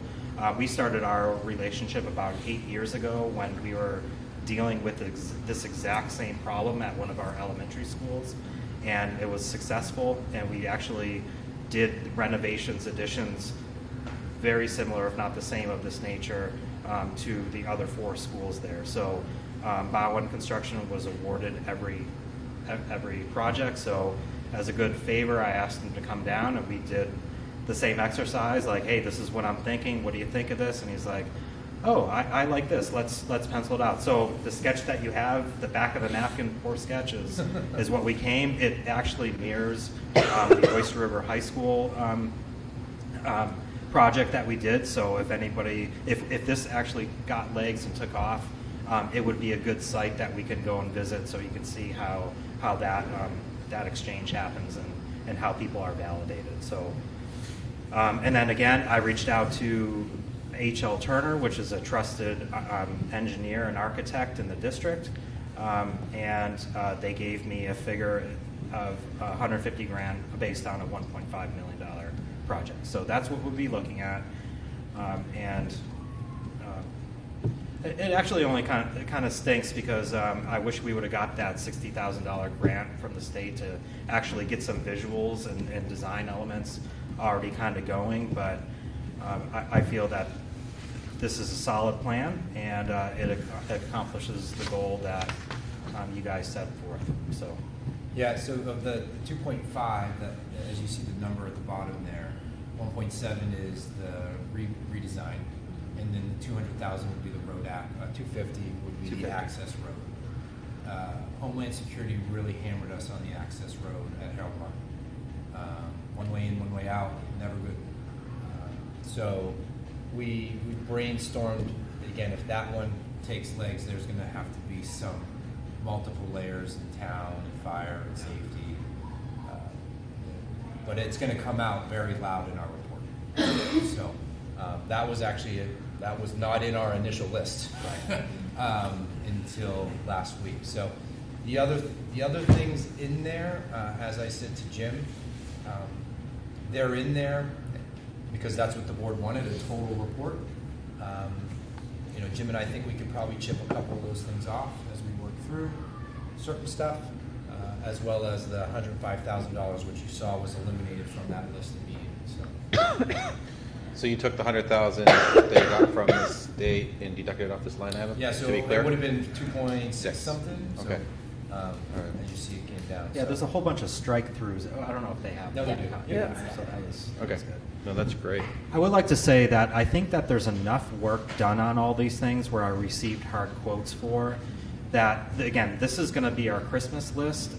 Even if this doesn't progress further this year, I'm going to apply for any grant that I can to chip away at this stuff. I just am not 100% confident that we're going to get a grant for $2 million just to take care of that entrance. So, but I will try. I'll look through and find. Also, me and Mike were talking too. A lot of the grants that are out there, even if we were awarded, it would be like an 80-20 type thing, and that would need some more conversation too, because yeah, we can get a $100,000 grant, but 20 grand out of our budget is going to be significant, and we really have to be prepared for that. So I don't want to apply for something and do a lot of work for something that may stall us on the other end. So more conversations needed, but there's luckily there is money out there and grants there. I just got to be on time and hit it hard when it comes available. So with your guys' support, obviously. Questions? Has any of this crossed over to CIP in any way, shape, form? No. We debated that today. And I said to Jim, we have to leave it here first. Because it is a safety and security package. It's not bells and whistles. You can look at the list. Everything is identified and targeted. So that would be after the board's decision. As Jim said, even if it doesn't move past this year, we have to work on this. It's not negotiable. These are all going to be things that are identified in our report. You can see some of the bigger ticket items in there with the larger numbers. That's going to be up for discussion on whether it bumps the priority off of anything on capital, or if it becomes, we talked about like a sidebar of CIP. So not a great answer for you, but we felt as though it should stay in the safety and security package first, and then the board can determine from there after the discussion. So we've had an upgrade on our safety that we needed to do. Has that come out of like maintenance trust where we've kind of taken from there to kind of upgrade? Can you ask? Because what I'm trying to get at is we have a trust for technology, right? That if we need something for technology, we can withdraw from there. And we ask the taxpayers to put it in there. Does any school district out there have an actual safety trust, for example, where if down the road, if they need to improve safety down the road, the board could set money aside into that? Yeah, I can't say that I know of a district that has. Is that something legally this board could do? Make some type of trust?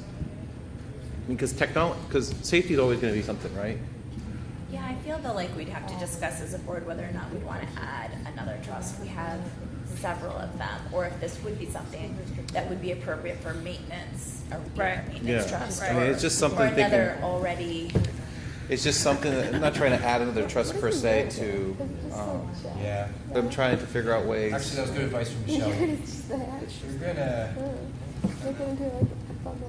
When you withdraw from a trust, you have to have public hearing. Yeah. Which is fine. But then you're getting into safety, and you're getting into And then the questions you can be at. Yeah, that's a good point. So- I didn't think of that. That's why it's a weird line here. Yeah. You know, I think. That's You why know, it's not we're CIP. yeah. That's it's a challenge. That's why it's safety and security. Yeah. And you know, so I'll bring up one of the ones that I think could be public, walkie-talkies. We've been talking about it multiple times. Yeah. We need to upgrade our walkie-talkies, right? So someone should be able to communicate with someone in the front of the building, in the back of the building, right? We've looked into the quote here, would we be able to talk to the middle high school campus? Yeah. So it's an actual two-way radio rather than a Walmart walkie-talkie. So that's something that we can talk about. Those are the things that, and he mentioned. What was the first topic? You had it was communication and something. You put them in buckets. Oh, yes. Emergency alerting and communication. Yeah, so that was a real one we got hammered on quite a bit in the reports. So how are we able to communicate with each other during crisis, and how are we able to notify during crisis? Yeah. So before our next meeting, we'll meet the four of us. Sure. Rob and Jim and I and you. And then No, not Rob. Jim. Yeah, no. Jim. Mike and Jim. I, Jim, Norm, Mike. okay. Jim's on the safety. I thought so. I thought he was really. I thought it was Jim. That's what I think was it's- trying to circle back. I think it's Jimmy Jim. Safety and security is, Yeah, but I think it fell But I under the think it's a school board different goal. thing, Like yeah. you were EAC, like you were in charge of that. Like I think Yeah, he was in charge. I think of he that. really wanted Yeah, to do. Jim and I. Okay, yeah, Yeah. you're right. And I yeah. We I'm can on. look at the minutes. Yeah, so we can have that working Okay. meeting and really make a determination, because that, I mean, your deadline as a board goal is January 15th on Yeah. making a move, so Okay. well ahead of time. Okay. So any other questions, Mr. Woods? Yeah, I have a question. Would this be a student entrance or just for visitors? It would be mainly for visitors, but I think we would want all people to utilize that. And some of this, what this includes in my poorly drawn sketch, is widening the front roadway quite a bit and putting some more parking out front, especially for visitors to walk right in. So. And just, did you have a question? Just one other, so I know that the Department of Safety came, did a walkthrough, and we have a list of weaknesses. But I also want to kind of reiterate that because there is a list of weaknesses, that does not mean that our schools are currently unsafe. These are things that we can improve on, but we already have many systems, and these are sort of additional redundancies to further improve our safety. Absolutely, and he commented on that. He's like, Great. the safety realm is changing very, very quickly. Like what was okay last year is not okay this year, or a concern. And as, unfortunately, as more things happen in the world, you got to prepare for that. It's now a new concern that you're going to have to face. So. Another simple one that I would feel comfortable sharing is the elevator. You know, anyone has access to our elevator in our school, right? It's not keyed, it's not carded, so that was another identifier, right? So people can just walk in and use it. There should be a way to shut it down during a crisis. Yep. I just want to make sure that folks understand that this does not mean that our schools are unsafe, That's that right. we are continuing to stay up with the latest research and recommendations for safety as our world continues to change. Absolutely. So people can feel safe currently sending their children to school. Yeah, all of our cameras on exterior and interior, like our main viewing areas, are all secure. Those are monitored. Those are issues are dealt with, and people are very observant. That's a good thing about being safety-minded is there are observant staff members, teachers, and community members that will say something immediately. Yeah, and again, if I were to say the word deficiency, I think if you're looking at it, it's more about upgrading, right? Some missing. Swinging gates. I've talked about swinging gates all year, right? We should be shutting traffic off to the back of the building there, right? And the fire chief and police chief both acknowledged that a swinging gate would be great. So those are just some areas. Great. Excellent. All right. I look forward to additional updates. Sound good? All right, moving along. Well, so much tonight. Warrant articles. Warrant This articles. is you. Thank you, Mr. Rizicki. Yeah, Thank you very much, Jim. Again, this is essentially just as we get into warrant season in January. Michelle has drafted and reviewed, I'll call them the cookie cutter warrant articles for you to digest as we get into January, because there'll be some homework for you guys as we leave this meeting. One of those is to think about warrant articles and what we may or may not be doing. And so that's in there for review. You can certainly add comment in January when we, or the next meeting whenever we meet. And then we'll send to our attorney at Drummond and Woodson for review to make sure language is all squared away. Okay. Questions on warrant articles? Any questions? When we go to actually approve these, we will read them all out and have all of our numbers in here. Yep. So that it will all be on the record within our meeting prior to obviously going to. Correct. But these aren't recommended numbers, Nope. these are just They're all- thrown they're in there. question marks. Okay. Yes. No. Oh, yeah, no. There's Article 3. no. Yep. All right. Those were all based on some of the CIP discussions, so Great. that's that number. But Right, Doss? That was that number? Right. Yes, but it has not been. Which you'll update later. So these are, yep, it's kind of like a first read. All right. We've finally reached Yeah, so Point that folks might to be budget. here for. So it's funny, as we're having these conversations, I'm gonna remind everyone we're a meeting behind than we were last year, okay? So last year, we were at this point prior to Thanksgiving. Because of some of the things that have shaken out, I keep calling it we're a meeting behind. So last meeting, November 15th, we had presented the budget without full knowledge of revenue, without full knowledge of all the things that were shaking out. And the board also directed Michelle and I to kind of take a look at other areas that we might think the target was $380,000 to see what we could do. So a couple things on that document that we shared with you. The one that we mentioned last time is that we had a meeting set up with the bus company at the time. We met with the bus company, Michelle specifically, evaluated how ridership is down significantly since coming out of the last couple years. Also, we operated with 7 buses during those years successfully, and the bus company felt very confident that it would not alter times more than 5-7 minutes.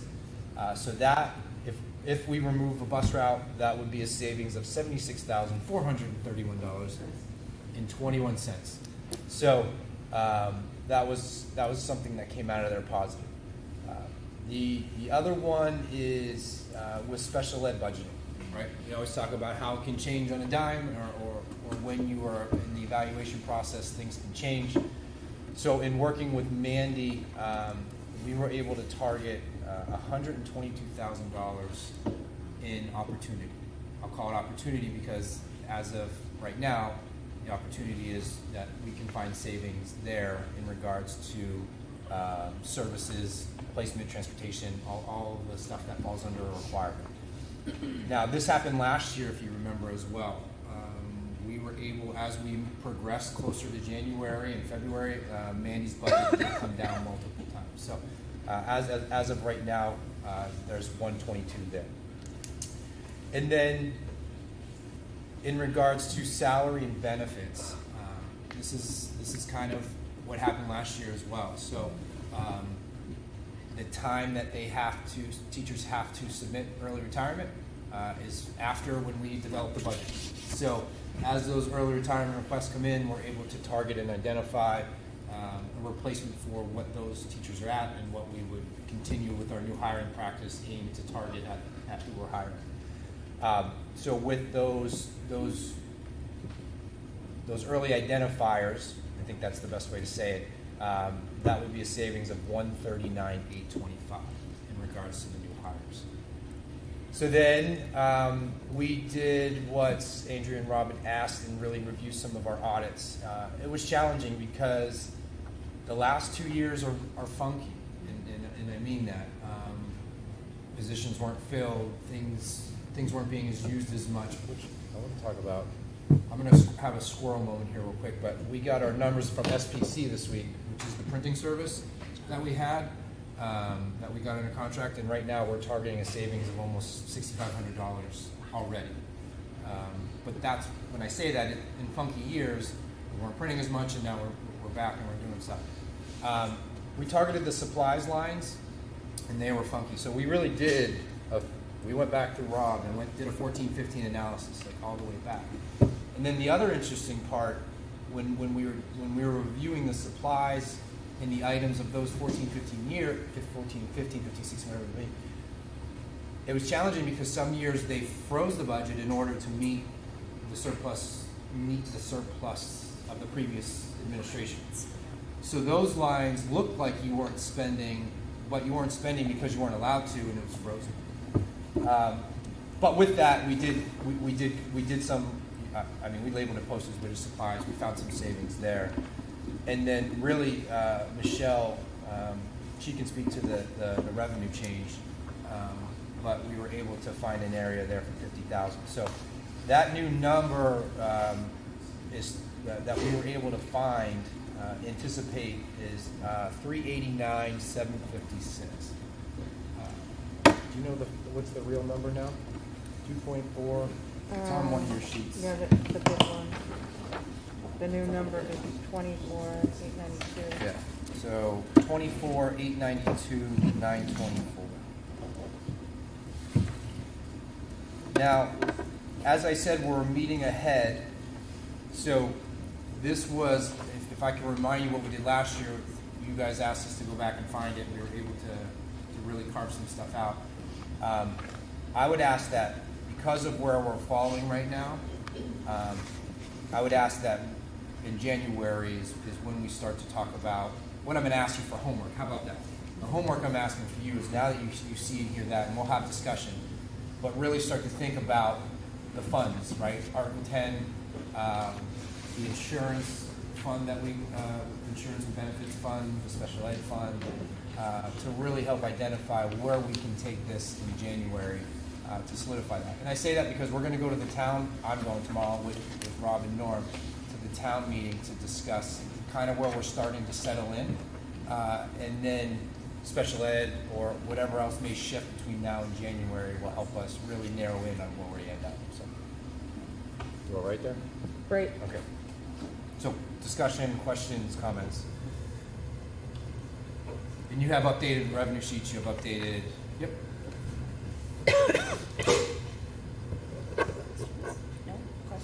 I have a question.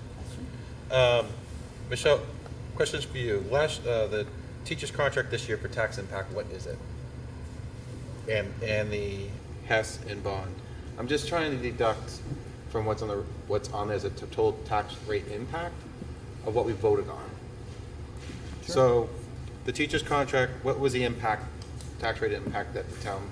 I don't have that number. Okay, no, that's fine and, because. I can get it. It'll take some time. No, we'll like bring it was it. That's a before. great question. And actually, Because I just want to give an explanation of why it is so that people don't think that I'm just like, I don't know or whatever. But we don't separate out in any fashion with the budget by union. So I have to think about where are those lines. And I'm not then trying to take give you a out, lot of. No, right. I get it, and I think it's a valuable thing. But there's also like HES people in some lines with teacher people. So I got to take those pieces out too. So it's not just running. So it's doable, and I've done it before to a certain extent. But now I've made cuts and stuff, and so I don't. But anyways, so just to give a little bit more clarity on why it is, it's not that easy. Bring me the tax rate impact for the bond. I forget what it is. So that's something the town voted on.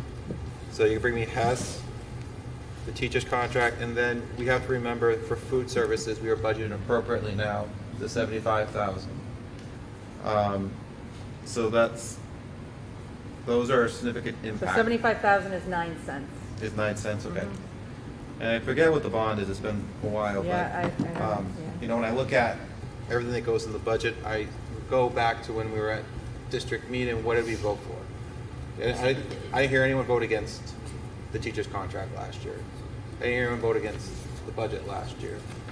You know, and all these other things I remember, and it kind of played back from what we have right now as a tax rate impact. Debt we're With all- okay. Debt we're okay. Because we're down $3,624 for debt. Because this fiscal year is the first year we have all the buckets all fully budgeted. Yep. So next year's goes down just a tad. Okay. So that's not an impact. Okay. Awesome. So when we meet next, we will have it separated out. Yeah. You know, that would be helpful because what I look for is what was voted on and what is it that That's a good point. that we're looking at, that we're asking the taxpayers in addition to what was already voted on in prior years. So that's important to me. You know, based on the analysis that you have done, Mike, with the reductions and all that, I must say I'm very pleased. It seems like you did a lot of work to come back, Rob, and the Finance Committee. You know, 389,000 is a big chunk of change. If we're giving stars out tonight, I'm going to give it to Michelle. All right. Our team, thank you.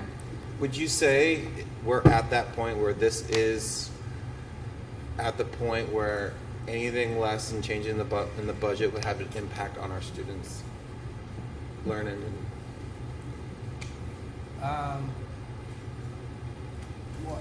So I'm going to give you the cookie cutter answer that all of it has an impact. Yeah, of course. Yes. So I mean, I don't want to give you the general term, but we have prefaced that we're trying to level our staffing appropriately. Yep. And when we get into the next layer, it is human capital. Okay. So that's the reality of where we are. Salary and benefits are. Yep. what's the percentage of our budget? You know, 80%. So that would, when we start getting into those, it would be evaluation of I'll go back to where it was before I got here. Class sizes, big group for a small group. So that's where you start to get into. Thank you. And then I guess I still have a lot of questions because I've done a lot of work on this. The other question is that so the Finance Committee is going to look at what their recommendation is to take from Article 10? Say that again. The Finance Committee? Yeah, so that's what we're meeting next week. Next week. Okay. So that meeting got shifted to next Okay. week. And that is one of their goals, right? So they'll come with recommendations on what to pull and how to help. Okay. And go from there. Perfect. and you guys will be looking at like the benefits trust, maybe taking some from there because Yep. that's what's there for, of course. And I guess the only other direction I would give is that, you know, when we take money out of Article 10, you know, we look at doing our best to have something at the end of the year to put back in there, of course, because, you know, I know you've done a great job, Mike, with having a very small surplus, and we don't want to budget just to put money in there, but I'm just saying it's precious money. Yeah. It really is. Again, putting the meeting behind in perspective. Yeah. The next meeting will come with tax rate. Yep. Okay, because there'll be recommendations from finance. Yep. And then last year at this time, we came back at, I think, 180, and then you said get to 164 or forget whatever it was. So that's kind of, again, we're a meeting behind. That's Yep. why I don't want anyone to panic. We're also way ahead of where you used to be. Yep. So Yeah, and just to put it in perspective, you know, I know we're the school board and select board, but you know, last night they have a 46-cent increase in their tax rate, just about 6.46% from last year difference. So we have to remember we're all paying the same tax rate. Just for the record. But no, this is good. This is great. Do you have anything you wanted to add? Just clarification for Norm. So what I'm hearing you say of the 1.8 increase or variance from last year's budget, you'd like that broken into parts, also showing the tax rate impact, things that were voted on, things that are inflationary pressure, things that are growth. Correct. Yes. Yep. Okay. we'll do that in finance. I think so. Yep. I appreciate that a lot. Thank you. Well, and at the end of the day, I think it really is, you know, the tax rate, and I know that we've worked hard to get to this point where we, you know, we have a tax rate that's a little over $2. I know that we're going to want to further decrease that, and so that's really what I'm looking for from the finance committee, is to get a tax rate that's under as possible, $2. As under. As Yeah. under as possible. Yeah. You know, I have all the utmost confidence that they'll do a great job. Other questions, comments, anything else that you need from us? No, I think finance is big for us, so that's Okay. that's our Yeah. next domino, and I'm excited about that work. And then obviously in January as well, we'll talk about warrant articles and CIP, and I know you'll give an update later, but it's starting to kind of round in. Tomorrow night is a big night for us to go and do a soft draft to the town, let them fire away at questions they have, see where they're starting to settle in, and then really kind of lock this in January and get ready. You know, I'm going to give my update later from the budget committee. There's some questions for us to talk about. But would you like to try and get some feedback from them for us to kind of give incorporation to the finance committee if there's something that they kind of give, or just let it ride? Let them do their job. Yeah, I agree. All right. Great. Sounds good to me. All right, anything else? No? That's it for me. Great, it's my turn. You're fine. So we have a quick policy update tonight.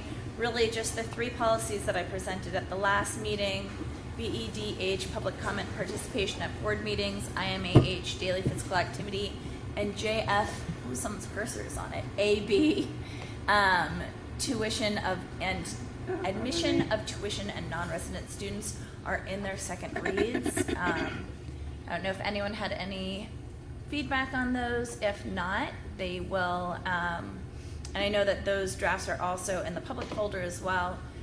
These will move to their final read at our next meeting in January. I wasn't here last time, so can I ask a question? So I figured BEDH was obviously in response to state stuff, and I tracked the changes through that. Yep.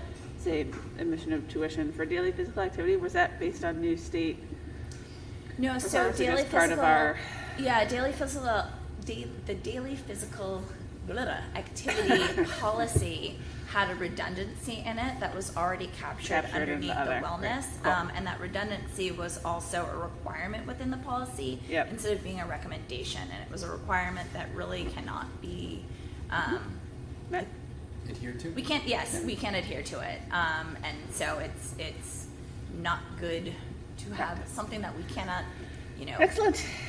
It's a great catch. accurately gauge. I Yes, get you. so that was a small change in that policy, but there's still a recommendation for daily physical activity, like breaking up classes for some daily physical activity within our wellness policy. I thought it looked great. So, thank you. All right. Moving on. Consent? I've lost all my things. That's it. Yes, consent agenda. Okay. Keep going. So in your personnel report, I am excited to announce that we are moving forward a school nurse for the middle high school. So this is hot off the wire as of literally this morning. So I was not able to prepare that cover sheet that I normally would for you. Good news is we found a nurse, and she's going to be great. And she's going to be great. And then you also have 2 resignations in there. So did the bus monitor ever actually work? No. No, she never actually worked, but she had an event come up that she couldn't move forward with actually starting. So that's why it's technically a resignation. And then in there, we had an IA resign from Maple Street. So Katie Vitale is the school nurse we're moving forward. Tiffany Cronin is the resignation of the bus monitor, and then Ashley Broussard Nicholson is the IA resignation. Last in there is. So they're doing a Yeah. tag team of the Yeah. bus monitors. So they still don't have a one dedicated person like they were Yeah. hoping to with the one that Mike just talked about. So this is just another person, like, It's an IA that's yeah, doing a couple days a week or something like that. Okay. Yep. It's being piecemealed. Should we put And Mandy's Jody still on there? doing. And Well, Jeanette. yeah. Still need a bus monitor. Anyone tired, looking to cash Ride a $25 bus. $25 a ride, two a day. Keeping it out there. All right, moving forward into superintendent reports. I got to experience, well, not just me, but at Harold Martin today, we had kindergarten and first grade concerts. Now, to put it in perspective, Harold Martin has not had a concert since 2019. That means no kindergarten, first grade, or second grade has ever been on the risers, which I learned yesterday. So that was interesting to watch, to train them how to be on the risers. But they did a great job there. We have changed the pickup and drop-off procedures there, which was new for families, but we are making sure students are getting with their parents or whoever is intended to pick them up. So it was a little bit slower, but parents have been great in understanding of making sure that kids are going home with who they should. Tomorrow will be second and third grade. We've also live streamed it. Matt, awesome job, man.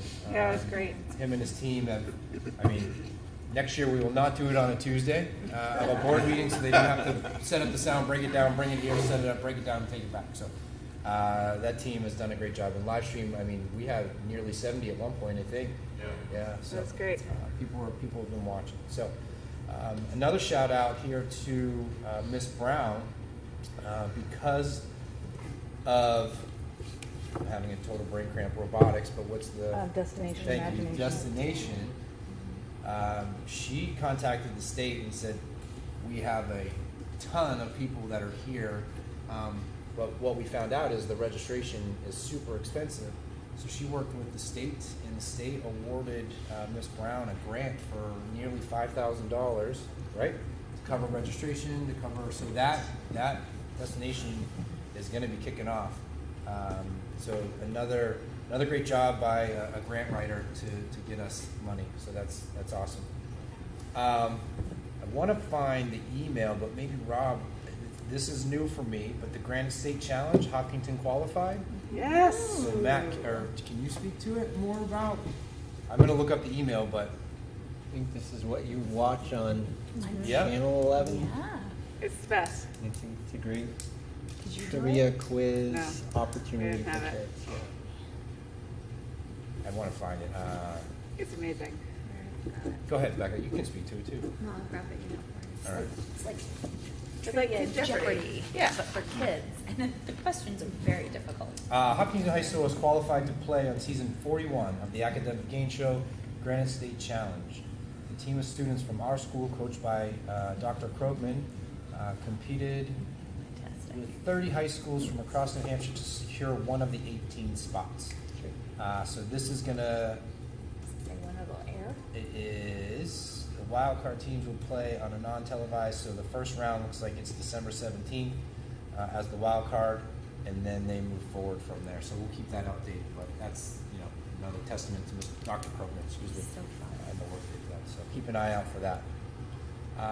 Last is, I believe, Madam Chair forwarded you the NEASC report, which we are now off watch, I'll call it, and cleared for our next rotation, which begins 2025. Delayed because of, yeah, so we'll start that process, but that was great work by Mr. Kelly, that team, continuing to work. I know he's excited to not have to send another update, so we're in a good spot there. That's awesome. So, next would be Michelle. Any updates? Yeah, some grants were talked about today. I know some were looking kind of like for an approval or whatever, so I'm going to read off a few that we've received lately because, it is quite a bit that we've received. So the SAFE grants that Jim Rozicki talked about, 105, 817.83. Jim and others also did a grant for through Seeds for having an energy audit done for not to exceed up to $3,500 per building. Robotics, as Mr. Flynn just talked about, Destination Imagination, $5,175. This was talked about at another meeting. This was about a month ago. We got robotics in general for $4,525. So those are all recent grants that were received. Awesome. Then we have donations. On the document, because of the way it came through, it was a Granite State Credit Union check, but I couldn't tell if it was a person or if it was the Granite State Credit Union. But as we heard tonight, thank you to them, $1,000 for the robotics. And then the PTA is giving $750 to the Washington, D.C. trip for the 10th graders. Awesome. So those are being looked to be accepted. The last thing, I just thought it was important, especially because it is budget season, and this did go to the Finance Committee. But the tax rate that we proposed when everybody voted and what we actually came with, which maybe I'll leave it to Rob. Maybe Rob has it as his things to talk about at Finance. Were you going to talk about that? I don't want to steal your thunder. No, I was not going to. So about anything tonight. it was it was 16 cents less than what we had said to the voters. So I just think that's important, especially. How much? 16 cents. 1 cent. Less? Less, yeah. 16 cents less. Yep. And that's it. Becca? 16 cents less. Becca's good. No updates out of curriculum instruction. It's still happening though. I promise you. Do we know why it was less than 16 cents? Well, the assessed value came in differently. And we got some other numbers that we estimated. So yeah. It's better to be less than over. Oh, yeah. Absolutely. So 16 cents is about 100,000, 105, 110. Yeah. Yeah, about that. 13 cents. That's per awesome. 100,000. So with that, I would ask for a motion to approve the consent agenda as presented. I'll make that motion. And I'll move a second. Great. Any discussion, questions, comments? Nope. Great. Hearing none, all in favor? Aye. Any opposed? Motion carries. Okay. Whew. We have made it. I know it's only 7:30 too. Feels like a long meeting. All right, we are at the second public comment portion of this evening. If you'd like to make a public comment, you're welcome to come up, and we just need your name and address, and you are welcome to make your comments.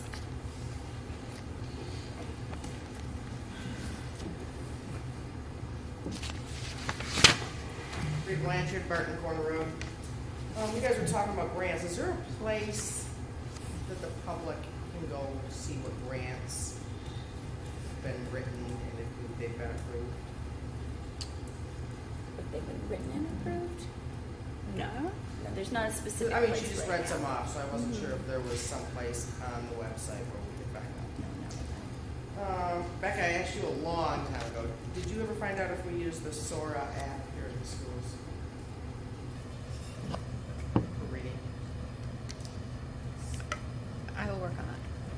I'm gonna write it down this time rather than just hearing it in a parking lot and trying to remember it. Perfect. Say that again? I feel like we do. I thought I heard about it like a few weeks ago. I have another question. Do we have any DOE employees currently working in any of the 3 schools? Education or energy? Education, specifically 7th grade. DOE, no.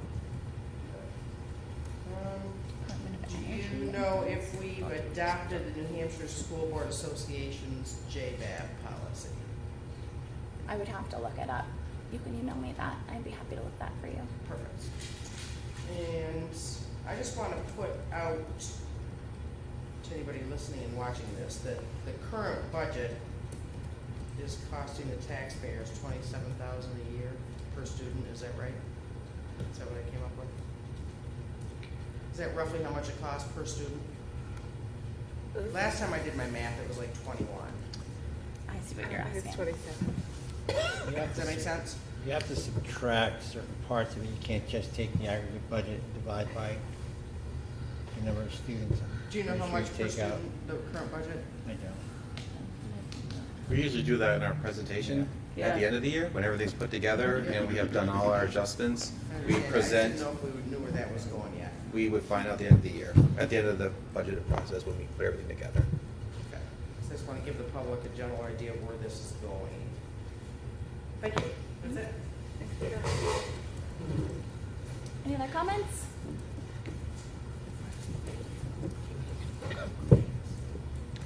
Lawrence, I'm at 86 Maple Street.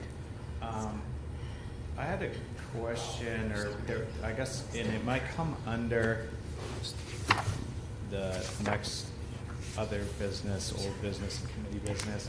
And I was curious, I don't know why the public comment comes before that, or if it would make sense to go after that, because I think last week there was something in that section that I would have asked a question about, but then the meeting's moving on to non-public and adjourned. But it was in regards to whether the funding for the brain cramp here, the bond, the remainder of the bond and the K walls, and if there was any more discussion on that. We just didn't hear it tonight, but I guess that could come in other business or old business. So if you have a question, you can always email it. So generally, the public comment portion is for comments, which provides where it is. Did you have a specific question though, I just wondered about? if there was going to be any more of that this evening. It seemed like last month, or the last meeting, you ended with that, I think, under other business or old business, discussing the bond and the K walls and whether to replace certain sections of them. I think there was an update on it, but we had already held a public hearing to move that money from the bond into CIP to target CIP-related costs that fell within the building, the purview of the building project. So did it get finalized? Not to my knowledge as of yet. You would have to have asked. That's what I Yeah. would thought was still Yeah. coming, but I didn't see it on the agenda. That's all. And then I Okay. didn't know, is there a reason that the the public comes one step before the last major discussion, or would it be a deal breaker to flip that? No, I like to end the meetings with making sure that everything has been covered, which is why there will always be a section for if there's anything else that has not yet been brought up. But you can certainly do committee updates before public comment. That's To not a me, problem. just order-wise, it seems it would make more sense in the Yeah. event we had it. All right, thank you. Yeah.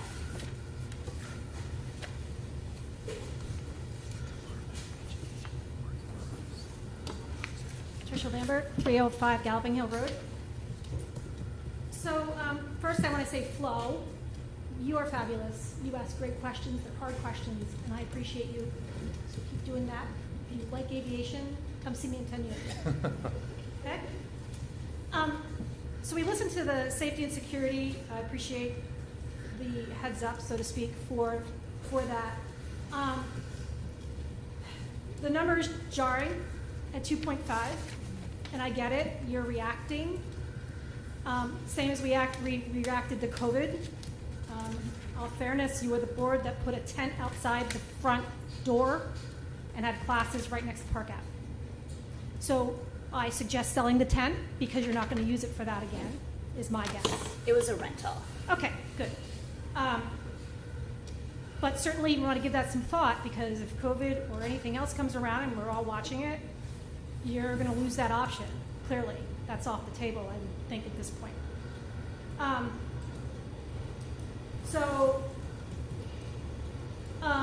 I say that because I feel student safety is very important. I'm not taking away any of that. I'm just making, there's a little bit of absurdity that's going on here with this reactionary thing that we're doing. I'm not saying that the 2.5 or any other offer is good, but we put a tent outside in front next to Park Ave with our children sitting out front.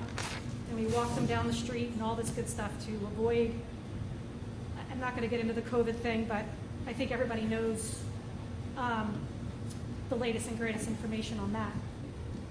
So that goes to the safe, back to the safe school plan. I think the end date, what I asked, I think I answered my own question, is September of 2023. I have a question. I don't know that you'll answer it, but I'll throw it out there.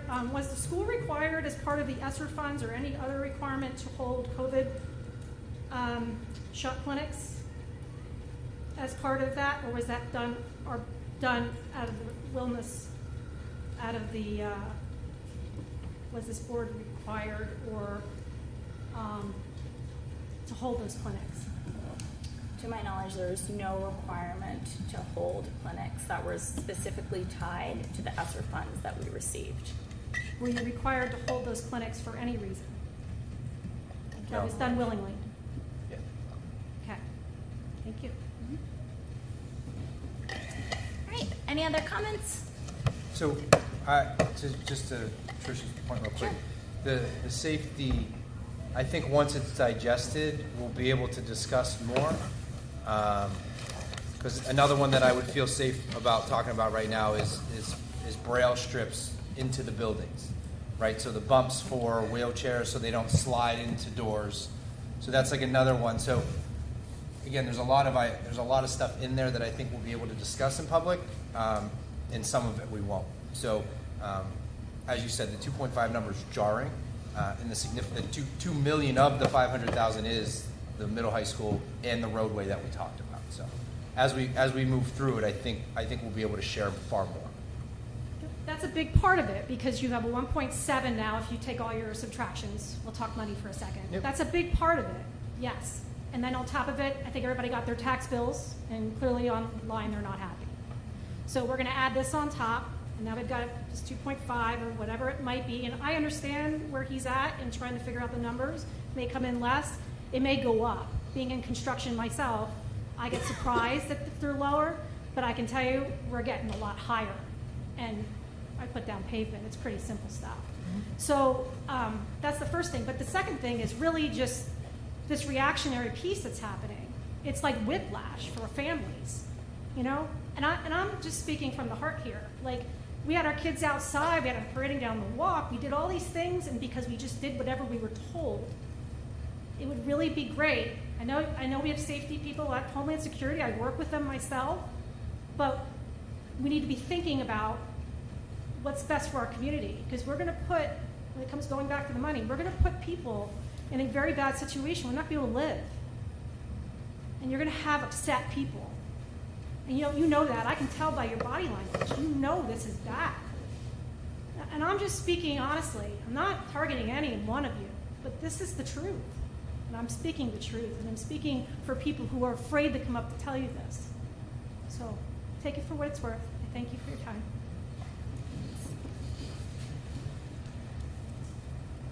All right. With that, I think we have exhausted public comment. Thank you all for your comments this evening. I am going to go ahead and move on to our other business, old business, and committee updates. I will move committee updates next time too, before public comment. Updates. Yep. On committee, so the Energy Management Committee met last week and then is meeting tomorrow and then next Thursday. As everyone might remember, we have a target of January 15th for having a draft plan for all of the work that we want to do.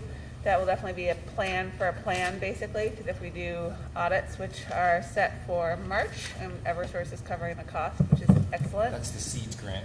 That's the seeds grant. We will get those reports in May/June. So like we'll get a lot of information then. We're doing a lot of information now to understand sort of where our needs. Jim has done an awesome job of sort of auditing all of our equipment in the buildings to understand age and condition. The energy audits will help us understand where opportunities, where are ways that we can sort of mitigate that. And then we're meeting with a series of providers, like Revision Energy is coming in tomorrow to talk to us about solar opportunities at the school, so we can start to sort of build up a library of what some of our options might be as we look towards sustainability and cost and timelines and everything else. So I will say it's an awesome committee. Flo and Simon, who is a alumni from a few years ago, inputted all of our energy bills from the last 5-6 years so that we could put it into Portfolio Manager and understand what our energy trends are at all of our buildings. So people are just getting after it, also looking at grant and funding opportunities coming out of the IRA and infrastructure bills, et cetera. So I think it's pretty fun. Yeah, I wanted to let you know that I can come to the meetings for the rest of December. Fantastic. I may be spending some time in the weight room at 6 a.m., but I will not have to go to practice on Thursdays. That wasn't me. Thursday. Yeah, Thursday. Sorry, Thursday, not tomorrow. Yep. All of our dates are online, but it is it's a great committee, so it'll be really fun. Any questions about energy?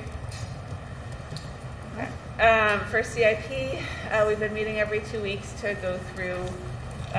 Jim has done we're introducing a new format in January that we'll talk through with the board that both looks at sort of year-over-year plans and then a much longer sort of view that sort of ties into the town CIP approach so people can start to get toward the unified format. Jim has done an awesome job of, again, walking the buildings, understanding the age and condition of different systems, pulling in from our old CIP doc, working with Michelle, working with different vendors to really understand what is the prioritization of the work that we need to do and how can we start to smooth that out over coming years and what does that look like. So that is great, and we're excited to do a full presentation to the board in January. Alongside that, we're also looking at what I would call our sort of what potential targets might be in terms of actual expenditures to spend in our schools so that we're consistently doing work and hopefully smoothing out costs that way. So I think that has also been a really fun committee. That's the one I've enjoyed the most this year. Yes! Because- Number one committee. Yes, I'll take it. Because what we're going to present makes it easier when we're talking with the public. Yeah. And that's just huge. Rather than having to point them to a document and then teaching them how to read the document, then teaching them. So it's really streamlined the visual end. And I always use my wife as an example when we're in the meeting. I'm like, all right, if my wife's looking at this, will she have a clue? And I think she would, so that's good. Yep, so that should be great. So good stuff happening for both committees in January. Excellent. Thank you. Yeah. All right, Norman. All right, so I'll be as quick as possible. So Rob and I went to the budget committee. Rob was awesome. Rob did most of the talking, and they had a lot of great questions. Staying in line, to what their role was. There's a couple questions that I'm bringing to you guys tonight because I need to answer them tomorrow night and give Mike some time to think about how he wants to answer them because he has some budgetary questions. And I couldn't answer them because I didn't know the answer. And I assumed it was yes on this one, but will the deficit be higher than what was budgeted for food services for this year? The answer I assume would be yes for this budget. You mean the year we're living in or Yes. the year we're presenting? The budget we're in right now. The budget we're in right now is the deficit. Because we didn't budget the other 75,000. Are we going to be in the negative still? Oh, yeah, like I kind of brought it out in all the financial statements I've done this year so far, and that remembering that we still have money that we have left over from last year that will help us with our 75, but we'll still have a delta, which is included in the additional expenditure line for the general fund to make sure we account for it. Short answer, yes. Exactly what I thought. I assume this answer was yes too. Has the bond given us an opportunity to reduce impact on the tax impact for years to come with CIP? Answer that, ask the question again? The question is, has the bond given us an opportunity to reduce impact on tax impact for Yes, the years to because come? we're using the leftover bond money what I assumed too. to check off CIP items. Yep, exactly what I. So we were either gonna have to ask for funding or not. I mean. Yep, and that's how I explained it, but they wanted clarification, so that's what this is here. You know, in our discussion, you know, they talked about labor efficiency, just in discussion that they had talked about. One question that was directed towards Mike was, it was asked whether there was alternative models to deliver the education we want to lower cost. Is there ways of exploring that in our budget process? That would be a deeper discussion for the community at large and the board at large. Yep. Okay. I think how we deliver instruction is high level. Yep. What our students receive, as you heard tonight, and what our professionals are continuing to try and do. So alternative models, I'd love to know what they. I'd have to ask the question back, like what is an alternative? Yeah, and model? I don't know what they were looking at. You know, I know in the past the discussions they've talked about VLAX and all that stuff, but you know, for me, I didn't know how to answer that. And I guess It's not your job. That's my job. Yeah. Yeah. So I mean, again, I want them to stay in their lane, like we talked about. You know, Andrew made it very clear, and I am doing my best being their rep to do that. So if it gets brought up tomorrow, I have no problem. Okay. Tomorrow, it was discussed with Rob and I there that you're going to bring the presentation of the savings from the positions, which will be a public document after that, which I think will be great. And the last question that I truly have is when will the roofs, you know, we finished the builder project, has a cost impact, when will they all be 100%? So that will come out of the CIP because we did some re-investigation on the Harold Martin, and Mr. Rozicki has done some rebidding, whatever. Got new numbers, so we'll have that after CIP. Remember he talked about patching the one. And, So that was the questions and pretty much exactly what I anticipated. I really want to echo, Rob was fantastic. Rob was able to really break down what we're currently experiencing in this budget. Numerous members were very impressed with the information and where we are because it's an ongoing discussion with them. Yep. You know, they really like to see where we started, the tough choices we're making, and having this committee, the finance committee, really helps them settle until we get to their number, and that's when they do their job and evaluate the number. So I look forward to tomorrow night. I appreciate the support. Thank you very much. Updates? Sure. So I have no update on where we're going with finance next time. Clearly, we've got some work to do about breaking into parts and tax rate impact and things like that. But I also think we need to continue to work on how we communicate what is happening with the community. You know, and Trish said, you know, this is bad, and I get that. You know, when we saw 2.5, nobody said, oh, this is great. But I'm also a realist. You know, we have contracts, we voted on contracts, we have inflation, those things, that's a real thing. And we live in a small school district. That means, you know, our core costs are higher than other school districts. So even like, how do we message, and, you know, I'm going to talk about per pupil. So per pupil cost to me is probably a very poor indicator of looking at our costs, because we really should be looking at program costs, because you need to take out so many variables to calculate what per pupil means. And it's a measure of looking at comparing school districts, but, you know, 10 people move into a school district, your per pupil costs go down and nothing has changed. So, you know, because of the mechanics of that, I think we need to do a better job of people understanding what we're spending money on as a program. I'll keep hammering away at that point. So, you know, tonight was instructive for me from not only what the board wants, but a little bit of feedback in terms of how we message things out to the budget committee, to the community, and just, you know, boards in general. I mean, Andrea talked about, you know, our retirement costs a couple of weeks ago, and so I went and did some exploring in terms of how downshifting happens. So I'm just going to take a second for a little history lesson. So in 1967, New Hampshire retirement system, the state pays 40% of the employer contribution. 1977, 10 years later, they reduced it to 35%. 2009, there's a 2-year gap where they're going to reduce it to 30 and then 25%. So as you can assume, as it's reducing, we're picking it up. That's, again, the reality of our situation.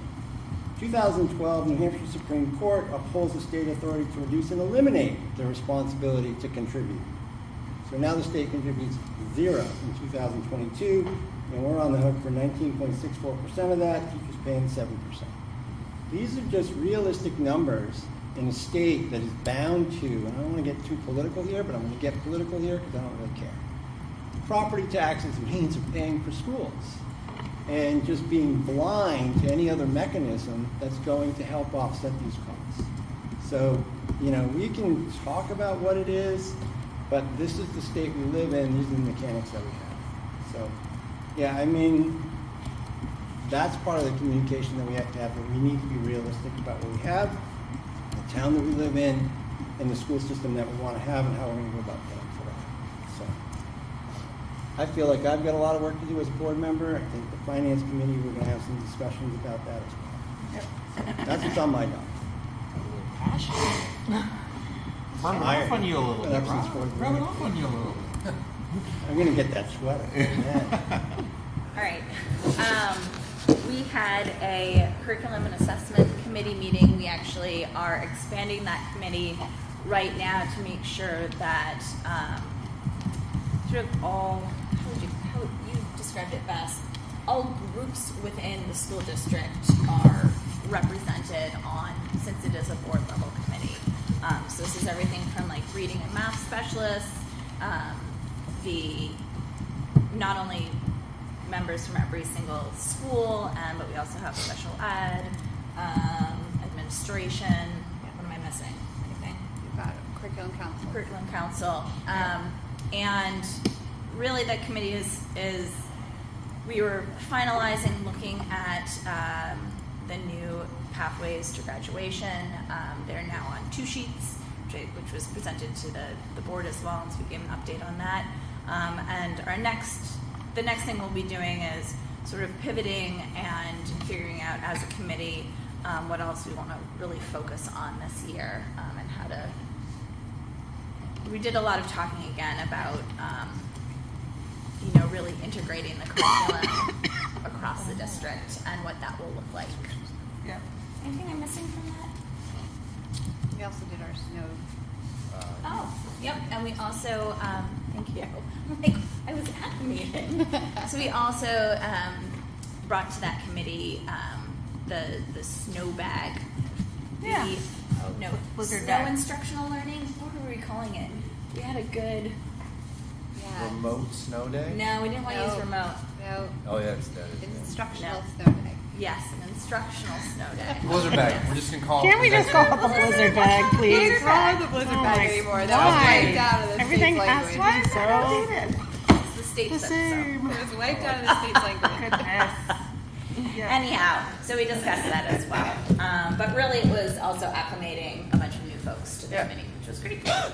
And then we have a policy committee meeting on Thursday, so I have no updates there. Great. Anything else? Any other business, old business? This is going to be it for us. I think between what the finance committee needs to do, as well as stuff that Mike and Michelle are doing as far as really digesting our budget and being able to bring something back that we can have I know up to this point it's been a lot of us listening and kind of asking some questions and getting feedback on it. In our January meeting, we'll be having kind of putting all the pieces together at that time, and so this is going to be the last meeting for this year. So we're going to meet again on January 3rd. I just encourage the committee, if they have questions about this budget, to email us. And it's not finalized. It's not finalized. That number that was discussed is not at all remotely what is So approved. And our Jim Rosicki recommendation, as he called it, was his Christmas list. That does not necessarily mean that will make an appearance in this budget at all this year. We have not. We need to have that discussion as a board. We have not done that yet. I have one request of the superintendent. if you can conjure up weather so that we do have a snow day, so Flo and I can actually get on our funny. skis, that would be great. My wife is now my reporter out. She said we're clear for the next 10. I know it. It's not good. All right, well, with that, I hope everyone has a wonderful winter break. Thank you again for all the work. Happy New Year. Good luck. We have no need for a non-public. Yes. Good luck, Dulcie. Yeah. See you. You're You'll be doing on great. Mama Yeah, I'll 4. probably be remote on the 3rd. We'll see what happens. But Really Good name. understandable. What? Norm's a good name. Norm's a great name. Norm's a very good name. Put that in the All right.